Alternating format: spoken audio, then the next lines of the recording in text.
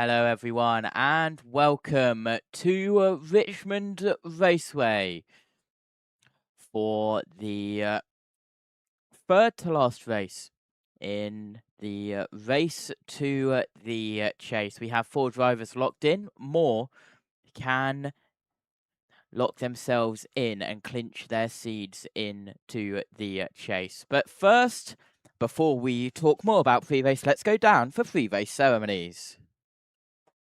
Please rise as you're able. Remove your hats, and veterans render a hand salute as the Virginia Military Institute's Color Guard presents our nation's colors. Here to offer tonight's invocation, please welcome President and Senior Chaplain for Motor Racing Outreach, Billy Malden. Heavenly Father, as we rise up to recognize your presence in our lives once again, Lord, we're thankful for your grace and your love and your mercy that surrounds us each and every day. Father, tonight we pray for these drivers, teams, officials, Lord. Father, give them a safe night, a great night of racing, Father. Lord, for all the fans that are here tonight, bless them, give them a great night of great memories, Lord. Father, as we remember our nation and its 250th anniversary, the men and women of our armed forces and first responders, we ask your blessings upon them. Keep them safe. May your peace and presence surround us all. In Christ's name we pray. Amen. Here to perform our national anthem, please welcome the 29th Infantry Band of the Virginia National Guard.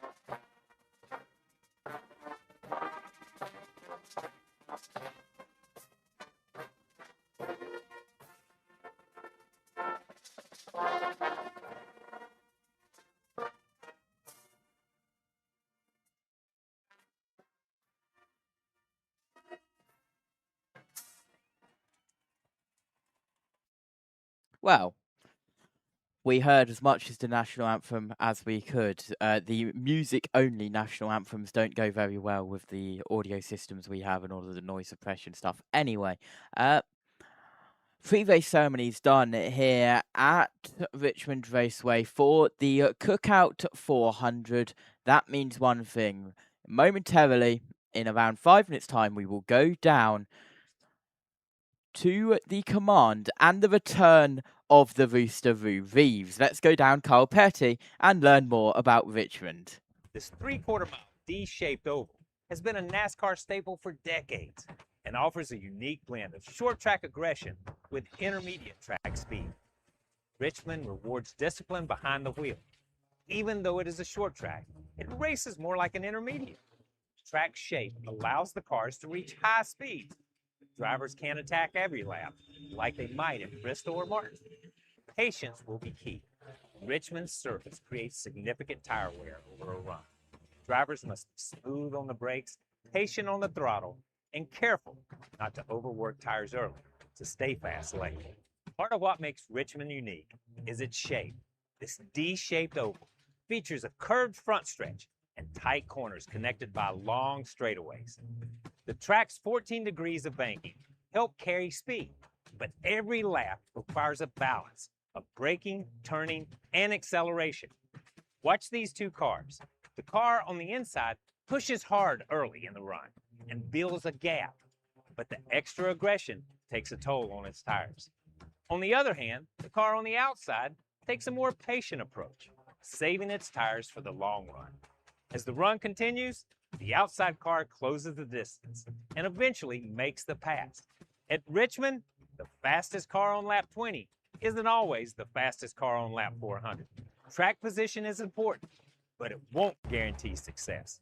Crew chiefs must balance pit strategy with tire management, and drivers need to know when to push and when to conserve. We had the chance to catch up with Austin Cindric and Austin Dillon to hear what it's like racing at Richmond Raceway.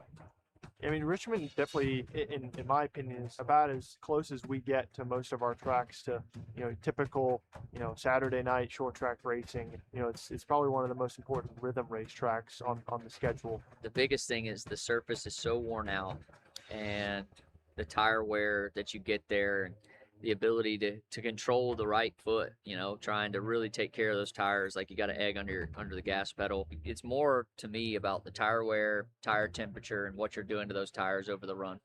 Get ready for a short track showdown where patience, tire management, and track position will all be put to the test.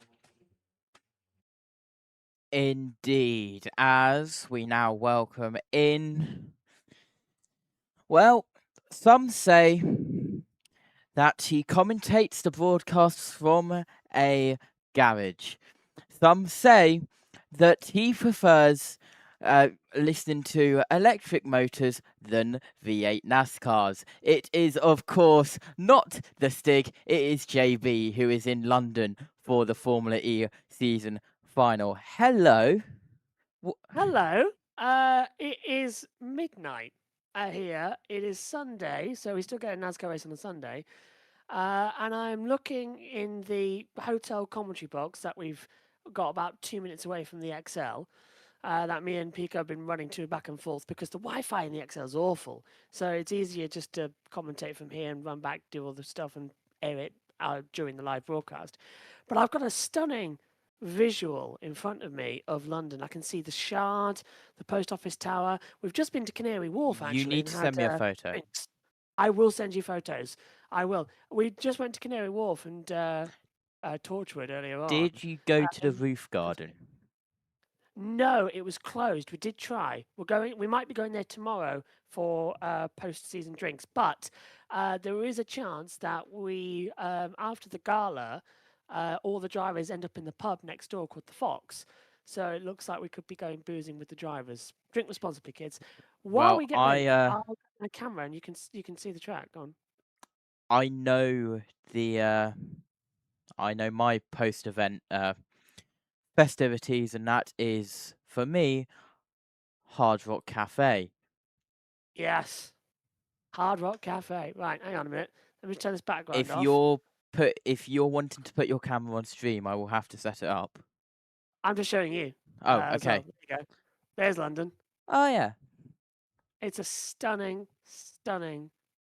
And while JB shows me London, let's go down to Rue Reeves, who's upgraded since we last had the command from him. He's now a current and two-time NASCAR Youth Series champion. Driver, start your engine! I cannot wait for this guy to reach the Truck Series, the O'Reilly Series, and maybe even the Cup Series, and he will be known as the kid who always used to do the commands for the cookout races. That is what will happen. He actually did that really well. I'm super impressed with him. That was a clear driver start your engines. Well, yeah, because this is unusual, isn't it? I can't remember the last time we had a Saturday night race in the Cup for a while now. It's been a couple of weeks, isn't it? It's been a long while. Yes, if there was an award for the kid who has given the most commands at a NASCAR event, there he is. I didn't see the 4 UH-60 helicopter fly over during the national anthem. I didn't either. Did they show that or not? I don't remember seeing it during the national anthem. Okay. Hopefully, we have gone a broadcast in between what happened Friday night. Let's not have any jump scares by the UK government. please. That was Right, that very, was. very funny when me and Omi were live. Oh, were you live? We were Okay, live.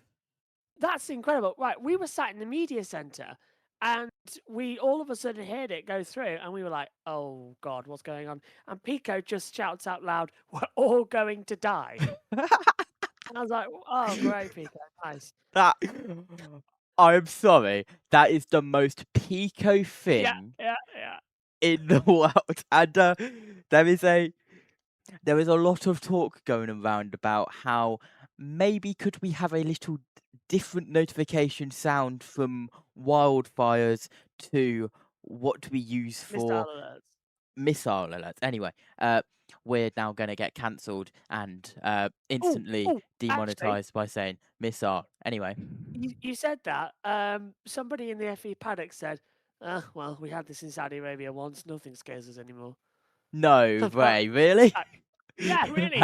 It was one of the Dutch ones sat behind us in the media center, Yeah. and everyone just sort of looked because there's two Oh, media centers back to back with each other, yeah. and annoyingly, the I'm food's in the other one. I'm going to let you waffle a little bit because I'm going to try Okay. and plug my camera in, and if I am successful, and I have space for it, which I do believe I will turn it on for you behind the scenes. Hold Yay! on, please I can see waffle, him. and I will allow you to waffle All right. by Do you want me to go through? Go on. pressing this button, this button, Okay. this button, and then finally all the way down here, this button. JB is going to take you through the starting grid.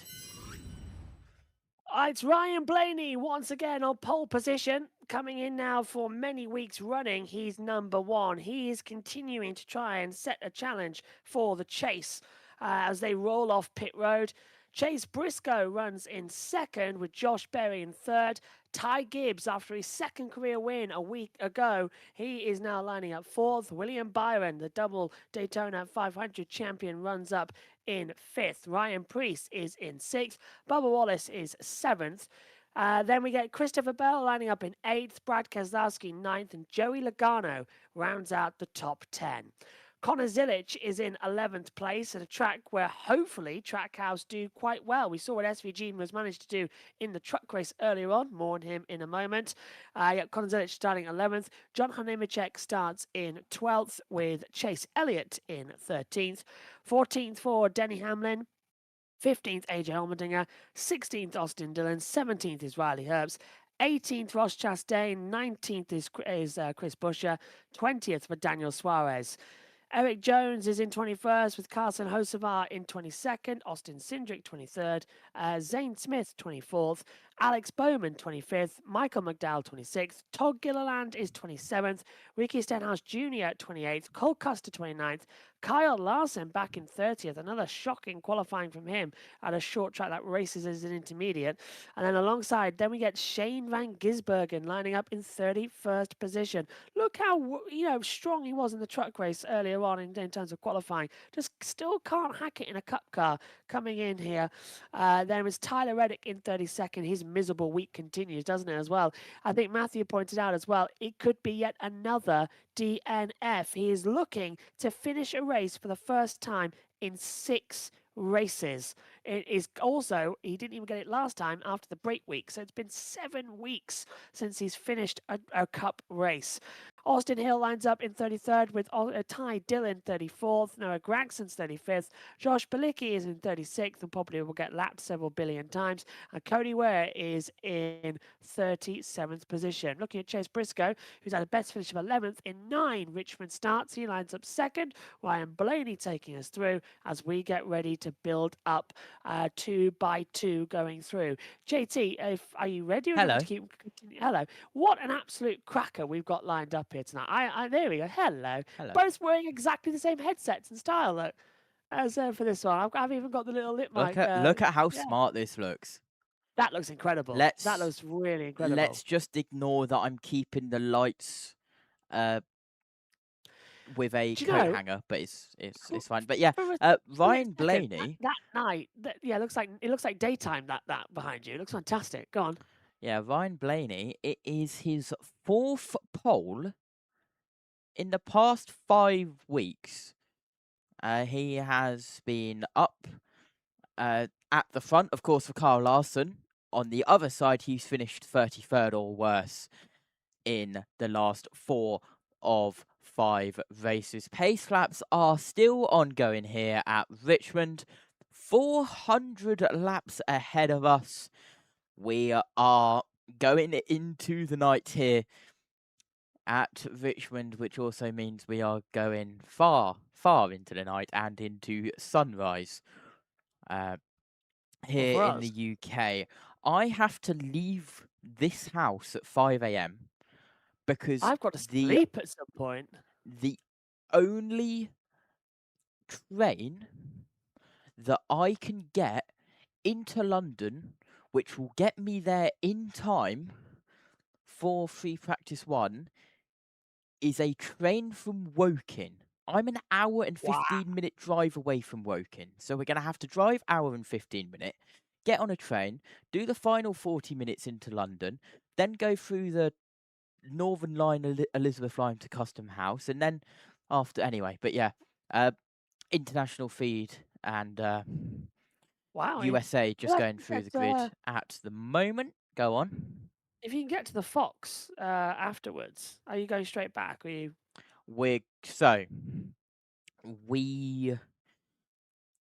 We've got off-peak tickets, so I can't leave London until 9 p.m. But I believe we're going straight to Hard Rock.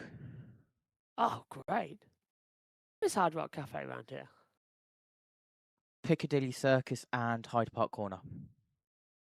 Ooh, see, I wonder. We're at Canary Wharf, so how far away is that? You would have to do Elizabeth Line. Hold on. It might be worth it, you know. If I am the boys. I am the king of the tube. I know everything. All I need Might is need you ahead of it, yeah. I know everything about the tube. All I need is a map in front of me, and I'm good to go. Hold on.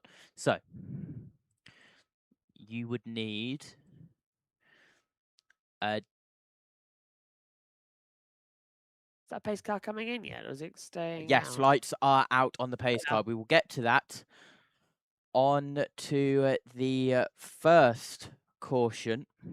Here we go for the Cookout 400. Oh, JT, we've been waiting for this one. This is what Richmond does best. It's the Cookout 400. The green flag falls, and we are racing. Only a few more left to go before the chase. Every point matters. Blaney going up high. Briscoe coming in as well, trying to swing on the outside line. Not going to work out as they head down towards 3 and 4 and keeping down the low line. Briscoe might have the advantage. Blaney's going to have to lift off. Brad Keselowski's dropped a couple of places back as well. He's already down into 8th place. Briscoe will have the lead by 0.030 over the line, but Blaney's going with him. We're going 3 wide coming in there. It's Ryan Priest, Josh Berry, Ty Gibbs all getting involved. Bubba Wallace in there. Keselowski now battling with Christopher Bell. We're riding with Keselowski, looking forward. And, well, JT, that was a smooth start for Richmond. We are 2 laps now, starting the 3rd lap, and I am already sweating. We've got 398 to go. This is going to be a hot one. I should probably get one of my fans in. Well, I literally have a fan here. Side by side, Briscoe going around the outside of Blaney, commentating while putting a fan on. I never thought I would see the day. Briscoe still round the outside. Blaney will just have it across the line by 26 thousandths of a second. We're 3 wide in the mid-pack. Larson on the inside of that. And you got William Byron. Is that Byron? No, it's the 34 coming through. It's the 34, dead centre as well, Todd Gilliland. Now, Larson's moved up as well. I'm trying to find him on the timing screen. He's up to 28th position. Gilliland's 29th. Hills in 30th. It's all dropping further back. Blaney and Briscoe are still side by side at the line as well, so they are not giving anything. And look at that. They're literally door to door coming through 1 and 2, and Blaney almost tipping round as well. Chase Briscoe coming out of 2. These two are not holding it at all. It is the Briscoe Toyota and the Blaney Ford, the Penske Ford, no less, still pushing it in together as they run up high over the line. Briscoe, though, still leading laps here at Richmond, and Blaney just side by side. These two are just dominating lane 1 and 2. Josh Berry staying in 3rd place, hasn't backed off, and Keselowski still P6. Oh, Yes, did of that Briscoe touch the course, that wall? was a little bit of contact, and Penske need a good result today to try and make something good out of this weekend after well, let's not even mention it with what's happening over in the other racing series that is on our channel tomorrow. Still side by side, exit of 2, down the back straight we go. They are door banging down in towards turn 3. Briscoe still on the outside line. Blaney still on the inside. They are door to door and completely level at the line, separated by 0.06 of a second. Wow, look at that. And they've just set the fast lap time, 22.738 as well on the board. They are not messing about here. It feels like these two are going to run each other off the road, Matt Kenseth and Joey Lagarson style. This is absolutely Lagarson. What am I on? That's the two beers, okay? isn't me? But yeah, 2 beers at Canary Wharf is not great. The food though is excellent. I know you've been there as they come into it, but still they're pushing hard now and still going super strong. And Blaney has cleared Briscoe out in front. Last time by, the gap at the line was 59 thousandths of a second. That will be significantly more, as Blaney now pulling a couple of car lengths on Briscoe. Gap at the line as we go on to lap 10. 0.390 of a second, nearly 4 tenths, and now Berry has closed onto the back of Briscoe. Look at it in the mid-pack. This is chaotic. This is tracking Kyle Larson trying to get through the field. He's round the outside of the absolutely incredible looking 33 of Austin Hill. So incredible, I've actually ordered a die cast of it. It will get to the end of stage 1 at around about 25 minutes. If you really ordered a die cast for it, that's incredible. I have ordered my first NASCAR die cast, JB. Oh, okay. We were clearing out the com boxes, over the past couple of weeks. We have found a NASCAR, a proper 2000s NASCAR. I don't know whose it is. I'm going to get the boys to identify it, but I'll send it when I go back in the chat. Yeah, I'm gonna As I put suppose, yeah. gonna put die casts on here. I've got Kyle Busch's truck from his last win. I've got the 4 RFK Daytona 500 ones with the Greg Biffle tribute font. I've got the 33 of Austin Hill, which I did laugh at this. It's expected to ship on or before July 27th, 2027. That's a very long time. I will get it in a year, Birch. But in the Worth mid-pack, running for it. still side by side. Larson trying to clear Austin Hill, still unable to. He will now down the back straight. Austin Hill is still there. Carson Hocevar is there as well. Larson would have moved down to the low side if he was able to, but the 77 is there. Here comes Berry attacking Briscoe for second place in the top of the dual screen, which we now cut our way to. Now we go for his green trip. What a mess. Anyway, this is Berry up the inside of Briscoe for second place. We have got it. We have got it. As they still come in and push hard right now. Just trying to... Oh, I can pop your video out. Berry's cleared him down into 1, through and up the inside. Berry had the overall pace. Good move there. And it is a Ford 1-2. You can pop out videos separately. I used that on Friday night for the sim racing broadcast that me and Omi were doing. It allowed me to go into DMs on my main Discord window while having his video popped out on another screen, and I was taking the window capture from that pop out, awesome. not the main thing. So because as you know from previous broadcasts on JBM, I am the #1 person for leaking DMs because I click buttons and I forget that I'm taking the window capture. Anyway, Berry has completely cleared Briscoe now by 0.6 of a second, and a 1.1 second, well, 1.2 second gap at the front. Let's go down Marty SVG. On the grid, and when he was at North Wilkesboro, finished top 5 in that short track race. He used the bottom line. I talked to Stephen Dorn, his crew chief, this afternoon. I said, is that what he uses at Richmond? He said, no, it's the exact opposite. He runs the high line. You see SVG up higher than anyone else on the racetrack. That is where he made so much ground. In this race last year, he started 27th and wound up finishing 14th again using that high line. Kyle Larson. headway after starting 30th. Asked crew chief Cliff Daniels what the issue was during qualifying. He said there was some head scratching because in practice they felt like it drove great. He did not know they qualified in the exact same spot last year. He felt like they were just behind the elite group of cars here. Very worried though about getting a lap down early, and said he's going to have to be smart with the race calls. When you're, I will Makes admit it. That threw me off. We don't normally have back-to-back pit reports on lap 19 of the race. No, we don't. That was a bit alarming and a bit weird, isn't it? Briscoe has fallen even further behind now. It's a 1.2 second gap between first and second, a 1.2 second gap between second and third. And now Briscoe has fallen into the reins of the 54 of Ty Gibbs, who will now go for the third place. Blaney has cleared massively, and increasing the gap as we speak, half a tenth by half a tenth. Now, Ty Gibbs is another one that's looking to go for back-to-back. He's secured himself a place in the chase. He's one of only 4 drivers to have done that coming in. So that is already... All right, so that's going to be even better as we come through. We'll be back shortly. And for those of you watching the International, we'll stay with it. Go on, JT. Indeed. Here is... I have to do that because I can't hear that this week. Yes, the Castrol 60 up the inside of the Pennzoil Shell 22. It's the battle of the fuel. And, well... Petronas will be there soon. Shell gets in front of Castrol. Logano round the outside of Priest. This is for 8th place. Logano now takes over. We are heading towards halfway of the stage. We're not there yet, but we are over a quarter in this stage already. No rain expected, which is a good news. God. Because I caught up with your show at the end when I woke up. Actually, to be fair, I only caught up with it after qualifying. I waffled for an hour by myself. Why didn't you just let the music go on and then... I don't think I have the music set up for NASCAR. No. Oh.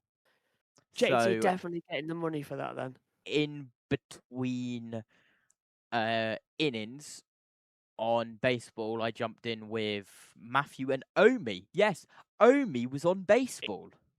What the hell is Omi doing on baseball? Yeah, I jumped in with those two. Then when they had to call the ball game, I went away. And then after the ball game had finished, they joined me, and it was only 20 minutes until we had it called just before 10 p.m. Eastern. But yesterday you could not write it. It seemed...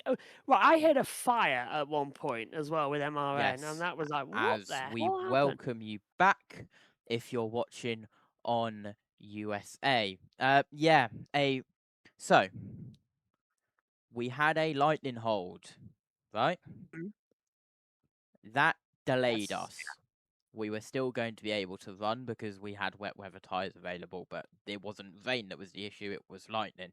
So, that put us to... They are literally talking about the truck race on a USA. I'm not joking. Are they really? But yeah. Then... So... They put the command as 8:48 Eastern, I believe it was. We had pre-race ceremonies at 8:41 Eastern. 30 seconds before the command, we got another lightning strike. So we went into another hold. Luckily, we didn't have to wait half an hour. We only had to wait around 15 minutes because it got shifted from an 8:48 Eastern command to a 9:05 Eastern command, which, do the maths, is not half an hour. There's nothing going on the track, by the way. Nothing at all. They're all just 1.3 second lead at the front, 1.4 second gap between second and third. Never mind. Denny Hamlin is making it 3 wide up the inside of Denny Hamlin. Denny Hamlin is going up on the inside of William Byron, who is on the inside of Ryan Preece, who is on the outside of this 3 wide. Keselowski is looking in his mirror and like, what is happening? Byron has dropped back. Now it's side by side for Hamlin and Priest. This has gone. This has come out of nowhere. Hamlin now going to go up the inside and claim another place. He is clear. So yeah, 9:05 Eastern. Command as Logano's in. Logano is in pit road. He is splitting the stage. Kyle Larson, let's go pit road. Too. Loose off as Kyle Larson making his first stop of the night. Tight center, snaps loose off. He said, I don't really know what to do. There's nothing this car can do well. Dave. Running the high line was Austin Cindric. He now brought the 2 car to pit lane, and they will leave as well. There he goes in the green and bright yellow Menards Ford. Okay, Larson's car being so bad, we saw in qualifying yesterday. And by the way, apologies that there's no commentary on the qualifying or the track practice and quali. Without me being there, the system isn't there to do it. So we try to stay with basics, and also we've had a real problem with the team's commentary all the time. JT, let's go pit road.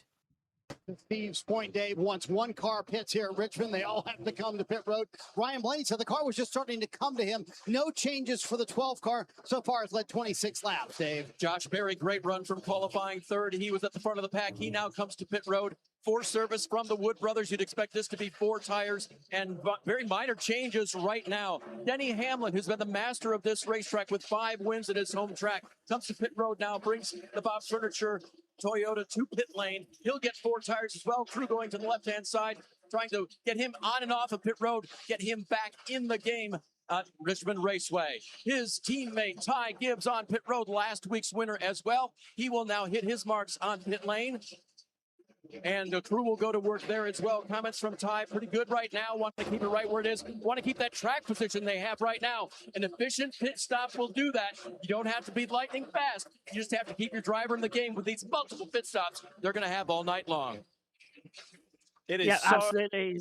They come off pit road, more coming down in. So Byron, Zillage, Bubba Wallace is now taking the net lead as Byron comes off of pit road. Gibbs puts it still in P2, but they've got to all filter through pit road again. Byron diving in. 2 sets on the front left, 2 sets, so makes it 4. A lot of fuel going to go in that as well as they'll flip the stage exactly halfway down to pit road. 4. A couple penalties. A couple of penalties pit road. We'll pick up those in a second as to who they were, because Bob Potcrass is not commentating on the Cup race. He's commentating on the IndyCar qualifying. So that's brilliant news because we've now lost half our pit reporters. There's a tire loose on pit road. Tire loose on pit road. Who did that come through? The 30. Ty Gibbs was too fast on pit road. 33 Austin Hill uncontrolled tire. There we go. There is Gibbs down for his penalty. Oh, that's a shame for Ty Gibbs as well. Such a good start to this race. And yes, he's already locked himself into the chase, but you want to still push as much as you can because, you know, points matter, especially here. Points matter. Is Daytona next weekend or the week after? No, New Hampshire next week. And then I am taking a screenshot of that. That's incredible. So it's 75 mile per hour you've got to get down to from between 0.1 and 0.2. So it's 0.75 miles. That's fantastic. We don't even get that up in the commentary box. It's a guide of the pit lane. As Gibbs now just ahead of Gilliland in the 30. I'm going to have a look on the NASCAR media website and see if there's one for next week. But yes, we go New Hampshire, then we go Daytona. But yeah, we had a 9:05 Eastern start for the trucks. Command. Yes. We were out. We were out of a lightning delay. We were clear of a lightning delay. We were good to go. Then stand, and then we are standing ready.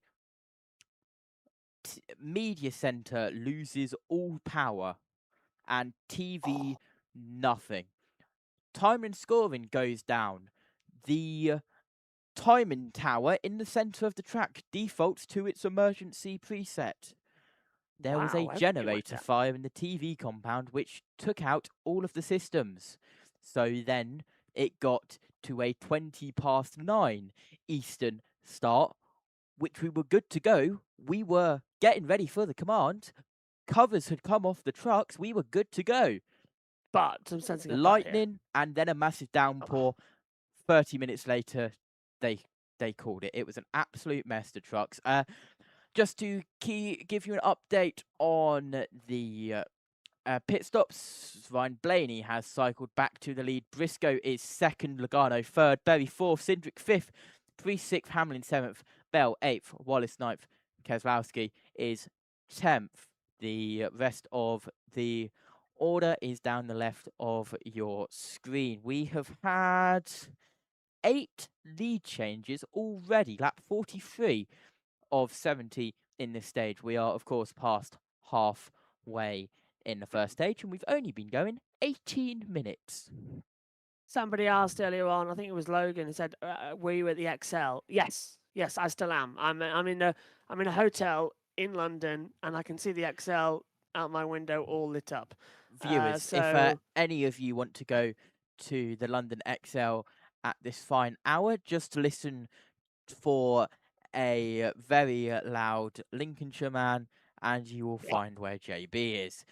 USA have gone to ad break, as we are on 45 of 70, 45 of 400 in the main race itself. Move, Bell and Wallace are battling it out, 7th and 8th. I want to get to the end of stage 1 and then evaluate what time it is, and then try and get to the end of stage 2. But if it's late by the end of stage 2, then we're going to turn over to Matthew and Seth, who's on the commentary, and JT will go and join them, because it's trouble. My Apple Watch is on 3%. Mine's dead. I can't even find the charger. I think I've put it somewhere. I need that for tomorrow, so yeah, I will quickly go and run and get the charger. Question: Are you doing the pit walk? There's a pit walk? There's a pit walk. I don't know if you have to buy money for it, but there's a fan pit walk at 12 o'clock-ish. I will probably not do that. Because I know I will be there. I literally... Oh, well, then I'm definitely not doing it. Thanks. I am at the XL. What is happening to my camera? I was looking at that.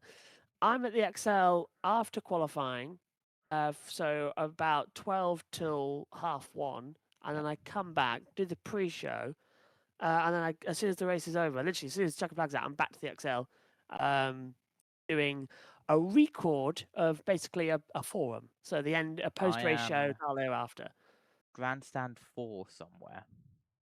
Oh, so you're down at 2. You'll have a great view down there. That's just off the start. You're going to be loving life. We welcome you back to TV pictures if you are watching along in the States. Ryan Blaney still your leader, 1.3 second the gap to Briscoe in second. How loud is it? Formula E? Yes.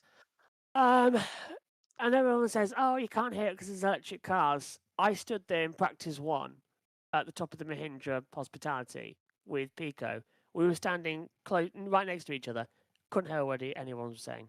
Yeah, because the whining's loud, the tyre screeching's loud, and with it being indoors, it's all amplified. It's a great atmosphere. Exactly, yeah, because the videos that I've seen from pre-season testing that I was editing for Geo and Formula E Zone, you could tell that it was loud. Yeah. But of course, with it being inside, that gets amplified. So yeah, I bet it's going to be really loud. And my Apple Watch tells me how loud the environment I am is. So mine didn't go off though. Mine did not go off when I was in practice 1. I had it on. The one reason why I have those notifications enabled is because I can laugh at them. Let's go to pit road. He's leaning on history. We have been good here. We've had pace here before, but they qualified 32nd. Billy Scott, his crew chief, told me, we can do it. I know we can do it. They just have to chip away at it, and that was a good example of it right there. Remember, they finished last week. That put them in the less desirable group for practice yesterday, and it cost them with an early qualifying draw and a not so well set up race car. So they're making the kind of progress they need to make after a less than stellar qualifying effort. We always make fun of Omi for jumping around the commentary box. But you're jumping around now, aren't you? My Discord is here. My TV pictures is here. My OBS is here, and my bus mixer is here. Yeah, you're on 4 different things.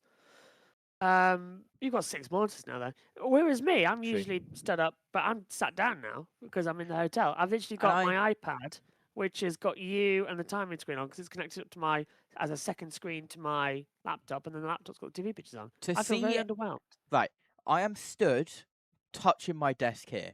To see everything, I have to take 2 steps back. Yeah. Yeah. You've got that's a huge commentary box. And I can't wait because we're finally, I think, finishing. It feels like it's been an age since I've done that garage a bit more in my commentary box, but we're finishing it next week. From the left monitor to the right monitor, it's 1.8 meters wall of a 1.8 meter wall of monitors. In other words, if I had just extended it a little bit further and had this set up in 2020, we could literally have used the monitors as a 2-meter guidance. Yes, yeah, that would have been very Blaney nice. now extended to a 1.4 second lead, 3 tenths between second and third, Briscoe and Berry, those two possibly going at it again. 14 to go in stage 1 of the Cookout 400. Camera, you're live. Thank you. Oh, again, USA, come on. Everyone's, you know, everyone says, "Oh, we love NBC. You know, it's all nice with Lee Diffie on the comms," and it's like it's USA now. But I know, but no, come on. Number 1 rule of a camera operator: don't make erratic zoom outs and movements to different stuff while you're live. Rule 2. Yeah. Read or run. Anyway, now I was convinced someone had gone round there and we're going to have a yellow. Same. But look, Same. where's Logano? Where's he? He's moved up into 4th place after a poor quality. So Logano's still pushing hard. Yep. As we now have 11 to go in the stage, the first stage here for the Cookout 400. Carson Hosfar, who is just in front of Ryan Blaney, the leader, was sliding out of turn 4. He was acting like he was on the dirt a little bit there. This is, of course, not a dirt track. He has been running dirt tracks, has Carson Hosfar, a little bit. But, yeah, this is... Tiny bit. Not a but, yeah, Carson loves it. It's like you, he loves all forms of oval racing. Kyle Larson, of course, has a little bit of a clash because he's got the NASCAR Cup Series, Cookout 400, and he's also got the Knoxville Nationals. He's had to pick between them, of course, and hopefully. I think Kyle Larson is back there tomorrow. Well, considering that Kyle Larson is currently down, I can't even see him, in 26th position, I think he might be wishing he was there rather than here. This is a really bad race. But then again, the last couple of dirt meetings that Kyle Larson has done, he spun out of the lead and then had a rear left axle brake on him at full tilt going through turn 4 while in the lead, and very lucky not to flip over. Inside 10 to go, which of course with the new rules means that if a caution was to come out between now and the end of the stage, we would end it there and then. Yeah, these new caution rules designed to speed things up and get us go green again and not spend so much time under the yellow, because we were at a track like this, you lose 15, 16 laps. So as we take a look quickly at Chase Briscoe, no top 10 finishers here at Richmond. But if that rule comes into place at a track like Bristol, I think it's more harm than good, isn't it? They should determine how many laps is per circuit size. As Briscoe trying to get past Hocevar now. Hocevar is in 31st position and trying to be lapped for first time by Briscoe. He's not letting him through. Briscoe trying to chase down Blaney, got 1.1 seconds. Josh Bilicki, I told you we were going to mention him a couple of times, lapped twice in 26 minutes. Ouch. Still is meeting minimum speed, though. Of course. How? 5 to go. Next time, coming up to the line now to start 5 to go in the stage. What happened here? The leader with Gilliland. Ryan Blaney, look out. Ryan Blaney gives Todd Gilliland a huge bump. He's gone straight up. 3 and 4. How lucky was Gilliland then? Oh, and look, he's still doing it again. Look now. How He's lucky on was the track. Blaney not to get any damage?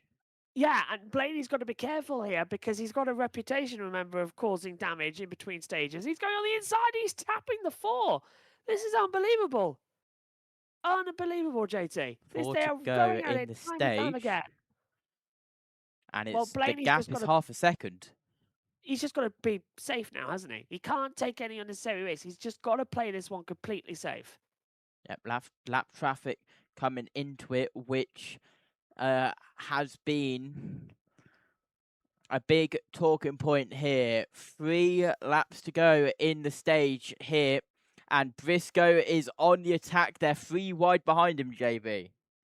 3 wide behind, and that's going to be tight now as there goes Gilliland coming through, and we're watching Blaney being chased now by Briscoe. Gap down to 0.2 of a second. Briscoe's going up high. He falls back down low, but that forces Blaney up high. So Briscoe's trying to change the direction. Blaney going up towards the wall, coming through turn 1, cuts back down. Briscoe's already there to go side by side. There's a lap car on the way of the 4 as well, so that's not going to play too much traffic, so it's still Blaney leading. So, coming through once again, this is now Blaney going up high, past the 4 to give him a lap of Noah Gragson. Briscoe backs off, Blaney goes through. Why is that 4 in the dead centre of the track? He's all over the place. He's trying to block the 19 to come through. He is blocking the 19, coming down low. This is the last lap. Green-white checker coming through to end stage number 1. It's going to be Ryan Blaney. Briscoe's dropped back. It is now the green-white checker. Briscoe tried. It was a valiant attack defence as well from Noah Gragson to help out his sister Ford. The green-white checker, stage 1 is complete for the Cookout 400 here at Richmond Raceway, and it's Ryan Blaney who takes the victory for stage 1. And then it's Briscoe, Logano, Cindric, Berry, Wallace, Hamlin, Bell, Elliott, Byron, your top 10 as the caution comes out. 29 minutes for 70 laps. So that makes it 140 laps inside an hour. Then push in, we take it to the full distance inside 2 hours. Stage 2, I think, is going to be a little bit chaotic, though. Yes, it always is, isn't it, for stage 2s? Yes. Yeah, be prepared maybe to hand over to Matthew and Seth at some point, because I do not know how long I can continue this. The trouble is actually very echoey.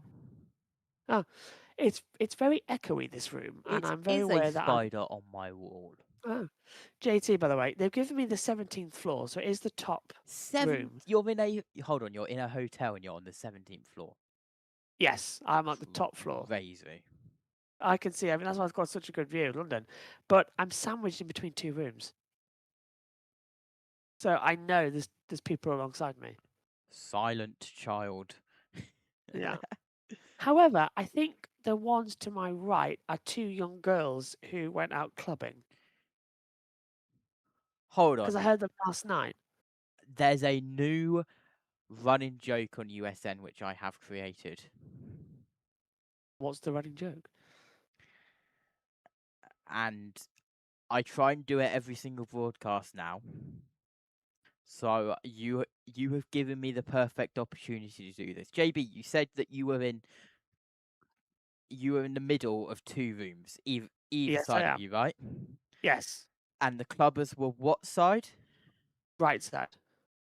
So you've got hotel room to the left of you, clubbers to the right, and you're stuck in the middle with me. Yes, I am. I'm stuck talking to you and and all 331 people watching us live, whilst we wait to see what's going on. I think you may mean 347. Oh, I right, okay. Sorry to the 16 people I missed out there. Is that a damp track? I can see a bit of a shine. Can you just see that on our TV pictures? Rubber, I think. I hope. I hope so. Yeah, it looks like a rubber shine. But yeah, I am very concerned about that. And stage 1, then we're going into stage 2 coming up shortly. But yeah, one side is clubbers, and I don't know about the other side. I haven't heard them come out. So as we take a look, Track sweeping begins. We're already on lap 4 of 160. Let's go to USA. Only pay for what you need. Saturday night under the lights here at Richmond Raceway. Stage 1 complete. Pit stops are coming. Here they are. Kim Kuhn is there. And for Joey Logano, he said it turns good to start and then loses grip center off. He's close to that right rear limit. You see that chassis adjustment. He says, I don't know if the tire is slipping or what. I need the right rear to last for a longer run, Marty. Chase Briscoe said it's definitely turning better after that first stop of the night. He said, I feel like we have better forward drive than all of those around us. Stage win for Ryan Blaney. He said, I'm still too tight in the middle, and it is very easy to miss the bottom. Way too easy, but he wants a very small change from Jonathan Hassler. Let's see if the pit crew can do their job. What a drag race, 3 wide off the end of pit road. Lee, you're going to have to call that one. That was full on. Blaney had the inside line. Briscoe in the middle. Great stop, Austin Cindric and the 2 team. Check this out. Woo. All of them by a whisker. Insanity. Absolute insanity. They were super duper tight at the exit. 3 wide coming across, 6 rows deep. They made it in, and more cars coming down pit road now for the second group of the lap stages. Still looking good on my side. In now comes the 34. So it's the 47, the 77, 34, 38, 16, 10, 33, 51, and 66 all coming in. Good stop there, actually. And I think the 34 just beat out Carlson Hosberg down on pit road. So a very fast stop coming through. It's what we like to see. It's what we need to be seeing in this business. Just cautious racing, wild acceleration racing. It's so much fun to come into it as JT's back with us. And, well, JT, end of stage 1. And look, already 6 laps into stage 2, and we haven't gone green. Then again, it is a little bit like that because short track. But yeah, I do see your point there. I could not have any longer without my biggest fan. Oh, you got the fan on? Now, here's the thing. I just went upstairs and grabbed the fan, yes. I've just been told fans have to pay for a paddock pass at Markham. So Palou has stepped up and went into the free grandstands yeah. on the outside tracks from the pit lane. That's amazing. What a guy. Also, not the only issue that I dealt with in the time that I was away. A unwelcome friend has been removed from the premises. Spider? Yes. Spider. I don't like spiders. Oh, hello. I'm sending you this on Twitter. Blaney did indeed win that stage by a mustache's length. I did see that one as well. That one made me chuckle. I will admit that one. That one was quite good. Are we getting ready for a choose anytime soon? Are we going to get ready to go green? I'm amazed about how easy I think I only need a laptop and an iPad to do a commentary. I don't need the massive monitors that we got, but they come in so useful, don't you? It's a bare bones broadcast for me this week. JT's got all what the hell has happened to Joseph Newgarden in qualifying? Oh, we whacked the wall coming into the pit lane. Yeah. Right. Second rant coming through. Hang on. That is the same place Will Power hit in practice. No, I don't like that. There should not be a chicane where there is a 90-degree wall. The outside wall should follow the curve of the chicane, not just be a 90-degree cutoff. And do you want to know something? It's not even lined up properly. There is a gap. I know that. I said the same thing. I said people have been saying in the Formula E paddock actually that their tracks look golden compared to what's happening in Markham. Do you want to know something even better? Do you know who the commentator is for tomorrow's IndyCar race if Matthew can't do it? Go on. It's Megan. It's Megan Solo. Dear viewers, please expect a 99% chance of ranting, and then a 1% of commentary. Coming to the restart for stage 2 into the zero bioethanol restart zone, or whatever it's called in this day and age, and we are green, and we very nearly looked 4 wide going in towards turn 1. Denny Hamlin and Austin Hendrick on the second row very nearly did it, but it is Briscoe round the outside, takes the lead into 3. So nice restart coming in again from Briscoe. Just Contact! taking it wide. Yeah, the 23 going up high, and now he's coming back down to the 21. It's getting very risky mid-contact. Look at 6 wide, JT, into turn 1 again on lap 2. I don't believe that we went 6 wide. If we went 6 wide, I would be surprised at a track like Richmond. It looks 6. Did we actually go me. 6 wide? Oh my god. I was busy looking down, changing scenes. We are 3 wide, 2 rows deep. We're 4 wide further back very momentarily. And then they pulled out of it. This is the 48 of Bowman on the outside of that 3 wide. And Austin Dillon in the middle of it gets a massive slide through the exit of turn 2. And that's Busher on the inside of that, had to check out. But now he will go up the inside. Bowman, with that mistake, had to go round the outside and has cleared them both. Yeah, it was. Wesley says 6 wide at Richmond doesn't work. It didn't work. They had to back up. It's 6 wide coming into turn 1, and 3 of them lifted massively. But we'll have to replay that. They did go 6 wide coming on to lap 2. Having a quick look. Is this the replay? Please tell me it is the replay 6 wide. No, this is Josh Berry getting into Bubba Wallace, which caused Bubba Wallace to go up the racetrack. I think we might see it in a second. So there we see Bubba again going wide. That's what you reacted to. Bubba wouldn't... Can we see the 6 wide? Here you go. Bubba wouldn't have liked that.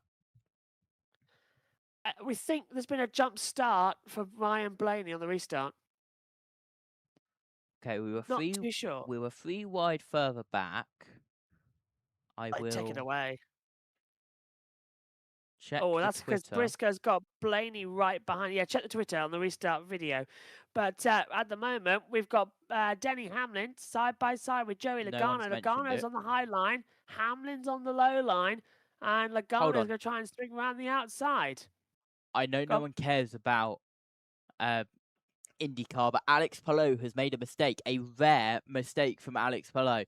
Here, battle for the lead, battle for 4th. Denny Hamlin is up the inside of the 22, round the outside.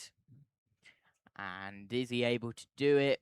Round the outside, he keeps the position, defending from Denny Hamlin, who is still up the inside. Meanwhile, 2/10 gap at the front. Chase Briscoe over Ryan Blaney. Did he do? Alex Palou's car's being craned back into the pit lane. In IndyCar. Right, hang on. We don't cover IndyCar. Only the race live, and all hell's breaking loose. Hamlin now going side by side with Logano once again in towards turn 1. And exit of turn 2 now down the back straight. They are level. Logano just got his nose ahead now as we head in towards 3. Gap at the front is still around 1/4 of a second. We'll get that confirmed as they cross the line. It's now extended to 3/10 of a second. Logano pulls ahead, but here comes Hamlin once again up the inside in 1. Hamlin's still trying to find that low line to find some grip out there, but Logano, he set the car up in practice on a high line, and it works a lot better. And still, Hamlin hooks down low to try and touch the apron and push through. Oh, and that's Bell out wide as Reddick goes back through. Reddick has locked himself into the chase, by the way, but he's only 4th, and he's had a real shocker of last 7 weeks. This is the most, correct me if I'm wrong, JT, this is the most laps he's turned now. 90 laps turned in the past 7 weeks. So that's incredible from him. I am not one to have that information in front of me at this current moment. Logano is on the Carl Larson line going round the outside of the front stretch, very nearly tapping the wall. He might have tapped the wall as this battle rages on between the 11 and the 22 in towards turn 3. Still looking on the inside, as I think that, might not be able to do too much myself here in the booth, as they keep coming, as Hamlin staying down low. Logano sweeping up high, just trying to keep it again. These two battling and ding-donging so many times, and Hamlin's in these Bob's Burgers, something or other liveries. He comes Bob's into it. Home Furniture. Bob's That's the Discount one. Furniture. Which isn't it to say Bob's House Furniture and then discount on one side and then the other? Do you know? By the way, do you know what happened to Rick Allen, our old commentator from NBC? He started a woodworking business now. Has he? Yeah, I was about 6 months ago. I was listening to the Dale Jr. podcast, and he's done that. So I thought that was hilarious. Fantastic. Look at He's really Hamlin good. and Joe Logano banging wheels through turn 2. Logano Oh, has now Logano's ahead of him. cleared Hamlin. There is a big puff of smoke as they banged wheels. Everything seems to be okay, but Logano has taken the advantage, and he has 4th by a couple of car lengths. About time, really, in my opinion, that happened. Logano needed to get ahead of Hamlin and just stop that back. Now we've got the 60 closing in against a Priest on the back of Byron, and you got Hamlin running in 5th place. Logano 4th. Briscoe leading by 0.6 of a second. That's not a lot. Blaney can still push it. Is it a Toyota race or is it a Ford race? What have you got on the line? Who have you got to pick? Because there's so much happening again in this incredible championship that, well, anything can happen, as it's only lap 95 with 305 to go. Not even a quarter of the race through, as I just look over to my top right and see the largest yawn in the world. If there's a Guinness World Record, it's going to JB. Let's go down to pit road. On that track position to start. They weren't able to do it in that first stage. In fact, Cindric has hopscotched him, currently running in the 3rd position. So disappointment for the first stage. We'll see if they can earn stage points here in the 2nd stage. I am shattered. I must admit, it is 1 a.m. But also, I don't know how long. When did you wake up? 7 o'clock. Yeah, 7 o'clock. Okay, so I woke up at like 4 p.m. Friday, right? Yeah. Then I had, hold on, if it will like to tell me, I had like 4.5 hours sleep last night. Wow. Then I was straight back up, out to Smeethorpe Stadium, and now I'm here, and then I'm going to go to London, and then I'm going to get back, and then I'm going to sleep. So I won't get full sleep now until like 11 p.m. tonight, maybe even midnight. So yeah, fun. About to click over to triple digits in this one on the lap count, as we are 3 wide in the back of the pack. This is a little bit forward of that SVG, right round the outside of the 71 of McDowell. SVG will go up the raceway. We cut away from it just as SVG looked like he might have made a little bit of a mistake. But of course, we have to focus in on the leaders, even when USA are on an ad break. Lap 100 is complete. Yes. We are halfway there to the halfway point. So it'll be 200 laps, 90 minutes. It's a 3-hour race, effectively. That is average time, is like 3-hour, 10-minute race, yes. Yeah. So it's about 3:15, 3:30-ish, isn't it? If it stays the colour that my lights are right now. There is a chance, though, that at the end of stage 2, we hand over to Matthew and Seth for the final stage, with JT going over there, because I do not know how long it is physically possible for me to continue commentating in a hotel room with people right next to before they complain. So they come into it. Briscoe, I think I'm pushing it, aren't I, JT? It's nice, but I'm pushing it. During the day, it's different. You could have 1 a.m. You could have literally just gone to bed, and I would have covered this. I know, but after yesterday, when you very kindly stepping in and doing the trucks, because everything got messed. I nearly said a bad word. I very nearly said a bad word. Everything got messed up because of all the scheduling and everything, and IndyCar messed up. Yeah. was that very nearly a fail on your side? Yes. Yes, it was. The Very, same, very nearly. the same letter, fail. Yeah, okay. Yes, very nearly. Very. Then again, it is We 1 are- a.m. We aren't allowed to. We are still live, JB. Yes, I know. But hang on a minute. We might have to stop for a second because we are on with Stay 35 tuned. and Podcast comes to a 160. halt. Battle for the lead. Yes, finally, because Blaney's trying to go around the outside on the high line. Still both sharing lane 1, though. Briscoe comes up and blocks him. So Briscoe's actually putting up some defence for this lead, and I didn't expect him to, actually. I thought he might lift off a little bit and let Blaney go out in front and just rack up a bit more mileage. They're But bumper to Briscoe is bumper. completely on it. They really are. This is a great To the little inside battle now, between these two. Blaney. Ooh, so, yeah, but Briscoe's going to get ahead, cut back down, out of 2. Blaney's going to have to get some sort of power out of turn 2 down the backstretch, and he hasn't got it. That Toyota has got some grunt on it out of 2.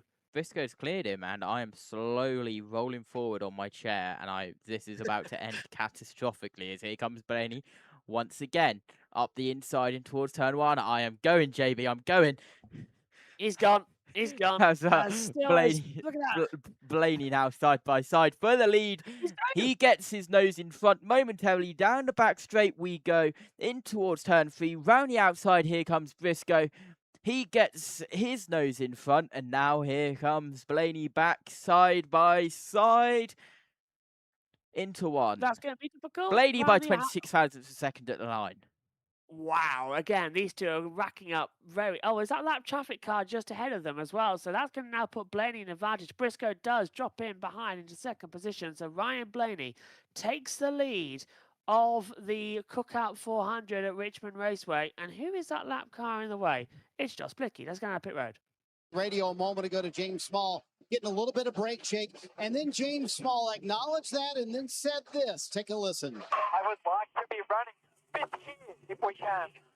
Here when he could be trying to run 5th.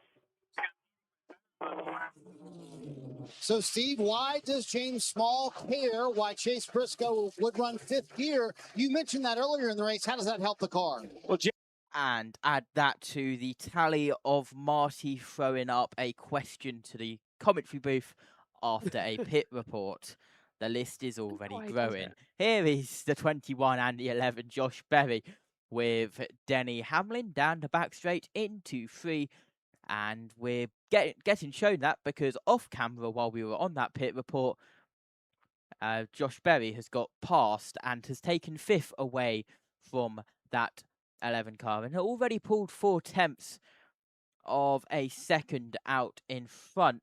Ryan Blaney has pulled a second on Chase Briscoe. We are working lap 41 of 160 in the stage, lap 111 of 400. That's easy to say at what is 1 a.m. in the morning. Yeah, that's a lot of ones. What I will say, by the way, when you come to the XL tomorrow, bring some sort of flannel so that you can mop up sweat. It is so hot in there. They've got the aircon on, but it gets so warm very, very quickly. I'm not surprised with, like, what is it, 22 Formula E cars? 20?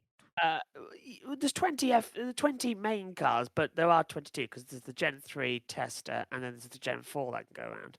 Wait, they have a Gen 4 tester? Yeah. Awesome. This is my first time at an FIA Formula E event, and the only reason I'm going is because I've said for multiple years I want to see an event at the XL, and this is my last chance to, because of course they're going to Brands Hatch from next year. The reason why we're waffling so much is that USA have gone to ad break. Oh, yeah. JT, you're going to love this, by the way. Obviously not for anybody who needs it, but there is a medical helicopter and a medical ambulance that is just taking off right in front of me from a local hospital. And it is literally it's flashing red and blue helicopter lights coming through. And I saw an ambulance just on the road in front of me here go past about a minute ago as Bell goes around the outside of Chastain very easily over the line. Yes, but Chastain sticks with it. And Bell continuing round the outside. And he's cleared him into 3. Very nice. Well held. Well done as well. Right. So again, go on. We were going to do this in a caution, but I forgot. Okay, so from custom. Hang on, there's 4 wide. Oh yeah, 4 wide. The 47, the 34 coming through. 4 wide coming out of 4 in towards the first corner. You got the 34. Then it's the 47. Oh, great. These two never cause any drama, do they? That's one of the Stuart Houses getting out of the way. That's the 41. It's the 40s club again, JT, as they come through. So this is at the back of the pack. They're all running together. Look, they're almost nearly into the side of Stenhouse. Zane Smith on the outside, Ricky Stenhouse Jr. in the middle, and the 34 of Gilliland on the low side with Custer behind. What could go wrong? It looks like the 34 backed out of it a little bit. We had a car down pit road there. Here comes the 41 back into it, and the 41 very nearly going to tap the 38. Doesn't, and we cut back to the leader. USA, you are morons. Why are we watching the race leader? We're not even anywhere near the end of stage 2. This is incredible battling. Can we please swap back? Because this is magnificent. Let's go, racing. Kim Kuhn. Richmond, so we want to put the spotlight on the front tire changer for the 54 car, the series' most recent winner. Jackson Gibbs is in his 5th year on pit road. Before that, he played quarterback for App State. Now, coming into this race, the 54 team had made a total of 123 stops this season, and out of all of those stops, Jackson has only made one single mistake. When I mentioned that stat to him, he said, "Oh yeah, I remember exactly what you're talking about. It was the very first stop of the very first race of the year at Daytona. He has been smooth ever since, and he's just a small part of why the 54 car races second overall, line to line on pit road this season. As the 60 makes the stop here on pit road, finishing up service, Ryan is asking for a little bit more grip on the longer run. And pit cycle is underway here at Richmond once again. By the way, you know the microphones that NBC use on pit road? I've got it now. I bought it for this weekend. It's a Sennheiser mic. And here it is. It's a Sennheiser MD46. Oh, they use them, do they? Yeah. So I was told that the mics just that looked me at and the you have price of them. got. Yikes. Yeah, well, I was told by the mics that me and you have got, because of how big they are, you wouldn't be able to hear yourself. They are not designed for an indoor thing, and also the media pen is so big you need some handle room to get your interviews. In comes Gibbs is down pit road, going for a 4-tyre stop and fuel. He is away and good, unlike last week, of course. Yeah, that was not great, was it? Coming into it. No, right. But yeah, I got this one. Yes. So we need custom house to probably Tottenham Court Road and then down to Leicester Square. That would go to Piccadilly Circus. That sounds about right, yeah. Let's go to Marty Bubba Wallace. About 15 laps after that, Bubba Wallace just simply said, "What was that?" and kind of moved on from that. They just asked him a moment ago, what big changes would you like to make? He said, I don't want to make any big changes. I would just like to tighten it up. Let's just see where it goes from there, Dave. Josh Berry told his team it's starting to go a little bit free off the back end of that 21 car. Coming around, could use a little bit more rear grip. Good grip by the crew. Bitter, 38, going to interrupt. The 38 is round. Caution's out. That's brought out the caution then. That's a big spin for the 38 coming down the backstretch. I don't think he's hit the wall. He's hit the wall. He has hit the wall. Look at the stuff on the track. Something's happened there. So we can see where the 11s is. He's come out the corner. He's gone up too high. This is going to be quite a sudden stop, I think, JT. We won't see it. Oh, yes, we will. There he goes. Just loses the rear. And does he hit the wall? Yes, he does. That's a harder hit than you would think, actually. You can see with the 11s is it sort of stops and bounces and skids down the circuit.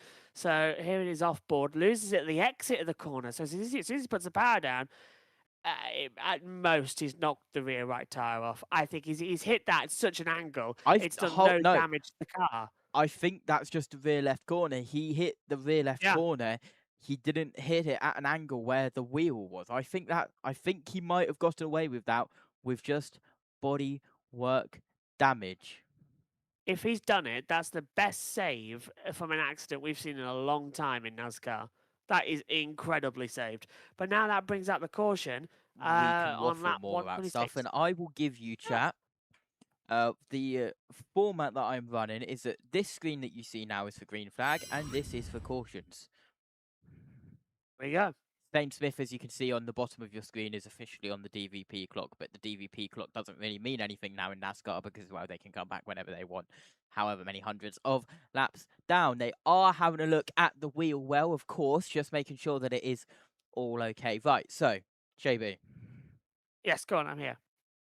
If it's Piccadilly Circus Hard Rock Cafe, it's Elizabeth Line to Tottenham Court Road, then Tottenham Court Road to... Wait, you can't go Tottenham Court Road to Leicester Square, can you? Anyway, no idea. but the easiest one would probably be the other one, because it is literally Elizabeth Line to Bond Street, Jubilee Line to Green Park. Oh, okay. Yeah, that should be doable. And my dad Yeah, did that should say be. that he wanted to do the old Hard Rock Cafe, which is that one.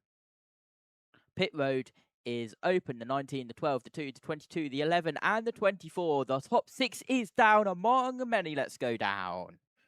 Need more right rear grip. Same problem as the first run, so they will make a right rear air pressure adjustment, Marty. Chase Briscoe said, I actually felt like we got better the longer we ran. And I might have figured out a couple of things. James Small agreed that he was pretty good on the long run. How about Ryan Blaney giving a heads up and a attaboy to Tim Fedowa, his spotter. Blaney was actually coming to pit road when that happened. He quickly got on the radio. Fedowa did, told his driver to stay out. That could have been disastrous for the 12 team. Blaney pretty happy with the handling of the 12.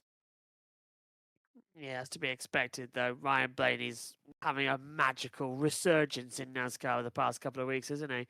As this was the caution light, who was leading at the time of caution? BlueSky. It Easily. was the 19, yeah.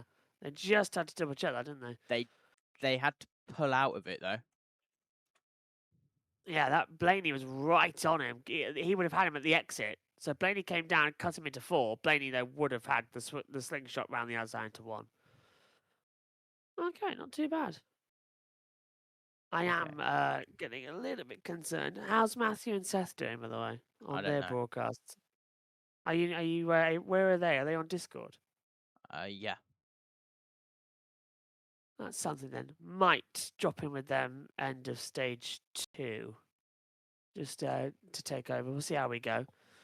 We've just clicked over an hour now into this race, so we've got 129 of 271. Might have to myself leave the commentary box and leave you in the hands of JT, who will probably also then hand you over to Seth and Matt at some point. Look at that beautiful shepherd sky. Shepherd's, was it shepherd sky? What? Red sky at night, shepherd's delight. That's what it is. Go on, JT. I need to have a look at what is closed and what isn't closed. Hold on. Right. Select date. Sunday. Yep.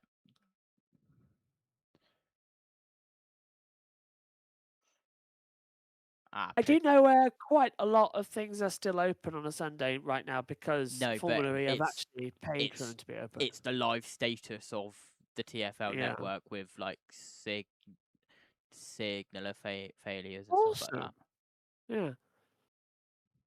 Awesome. I did see there was quite a lot of delays to that, actually. For especially on the example, Victoria. if Elizabeth Line was running normally, we would have gone to Reading, not Woking. Yeah. But Elizabeth Line is parts suspended between Slough and West Drayton, and of course that is on the way from Reading to Paddington. What was the Elizabeth Line used to be? The Elizabeth Line's new. So all these destinations never had access to it before. Hold on, I cannot hear you for the USA feed. They are waffling.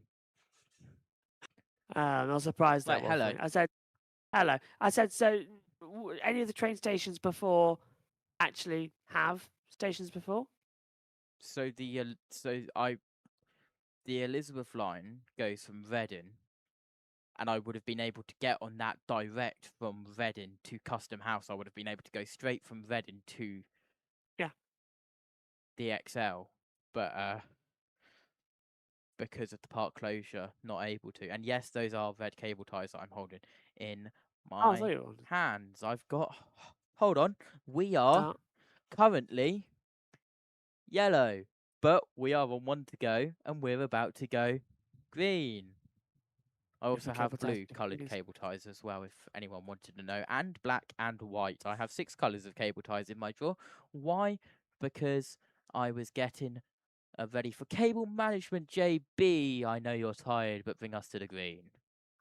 Out into the bioethanol restart zone, and we are racing once again. Briscoe gets a good restart. Blaney's right up alongside Joey Logano. We're going 3 wide for the back. What a stunning restart round the outside, coming out of absolutely nowhere right now.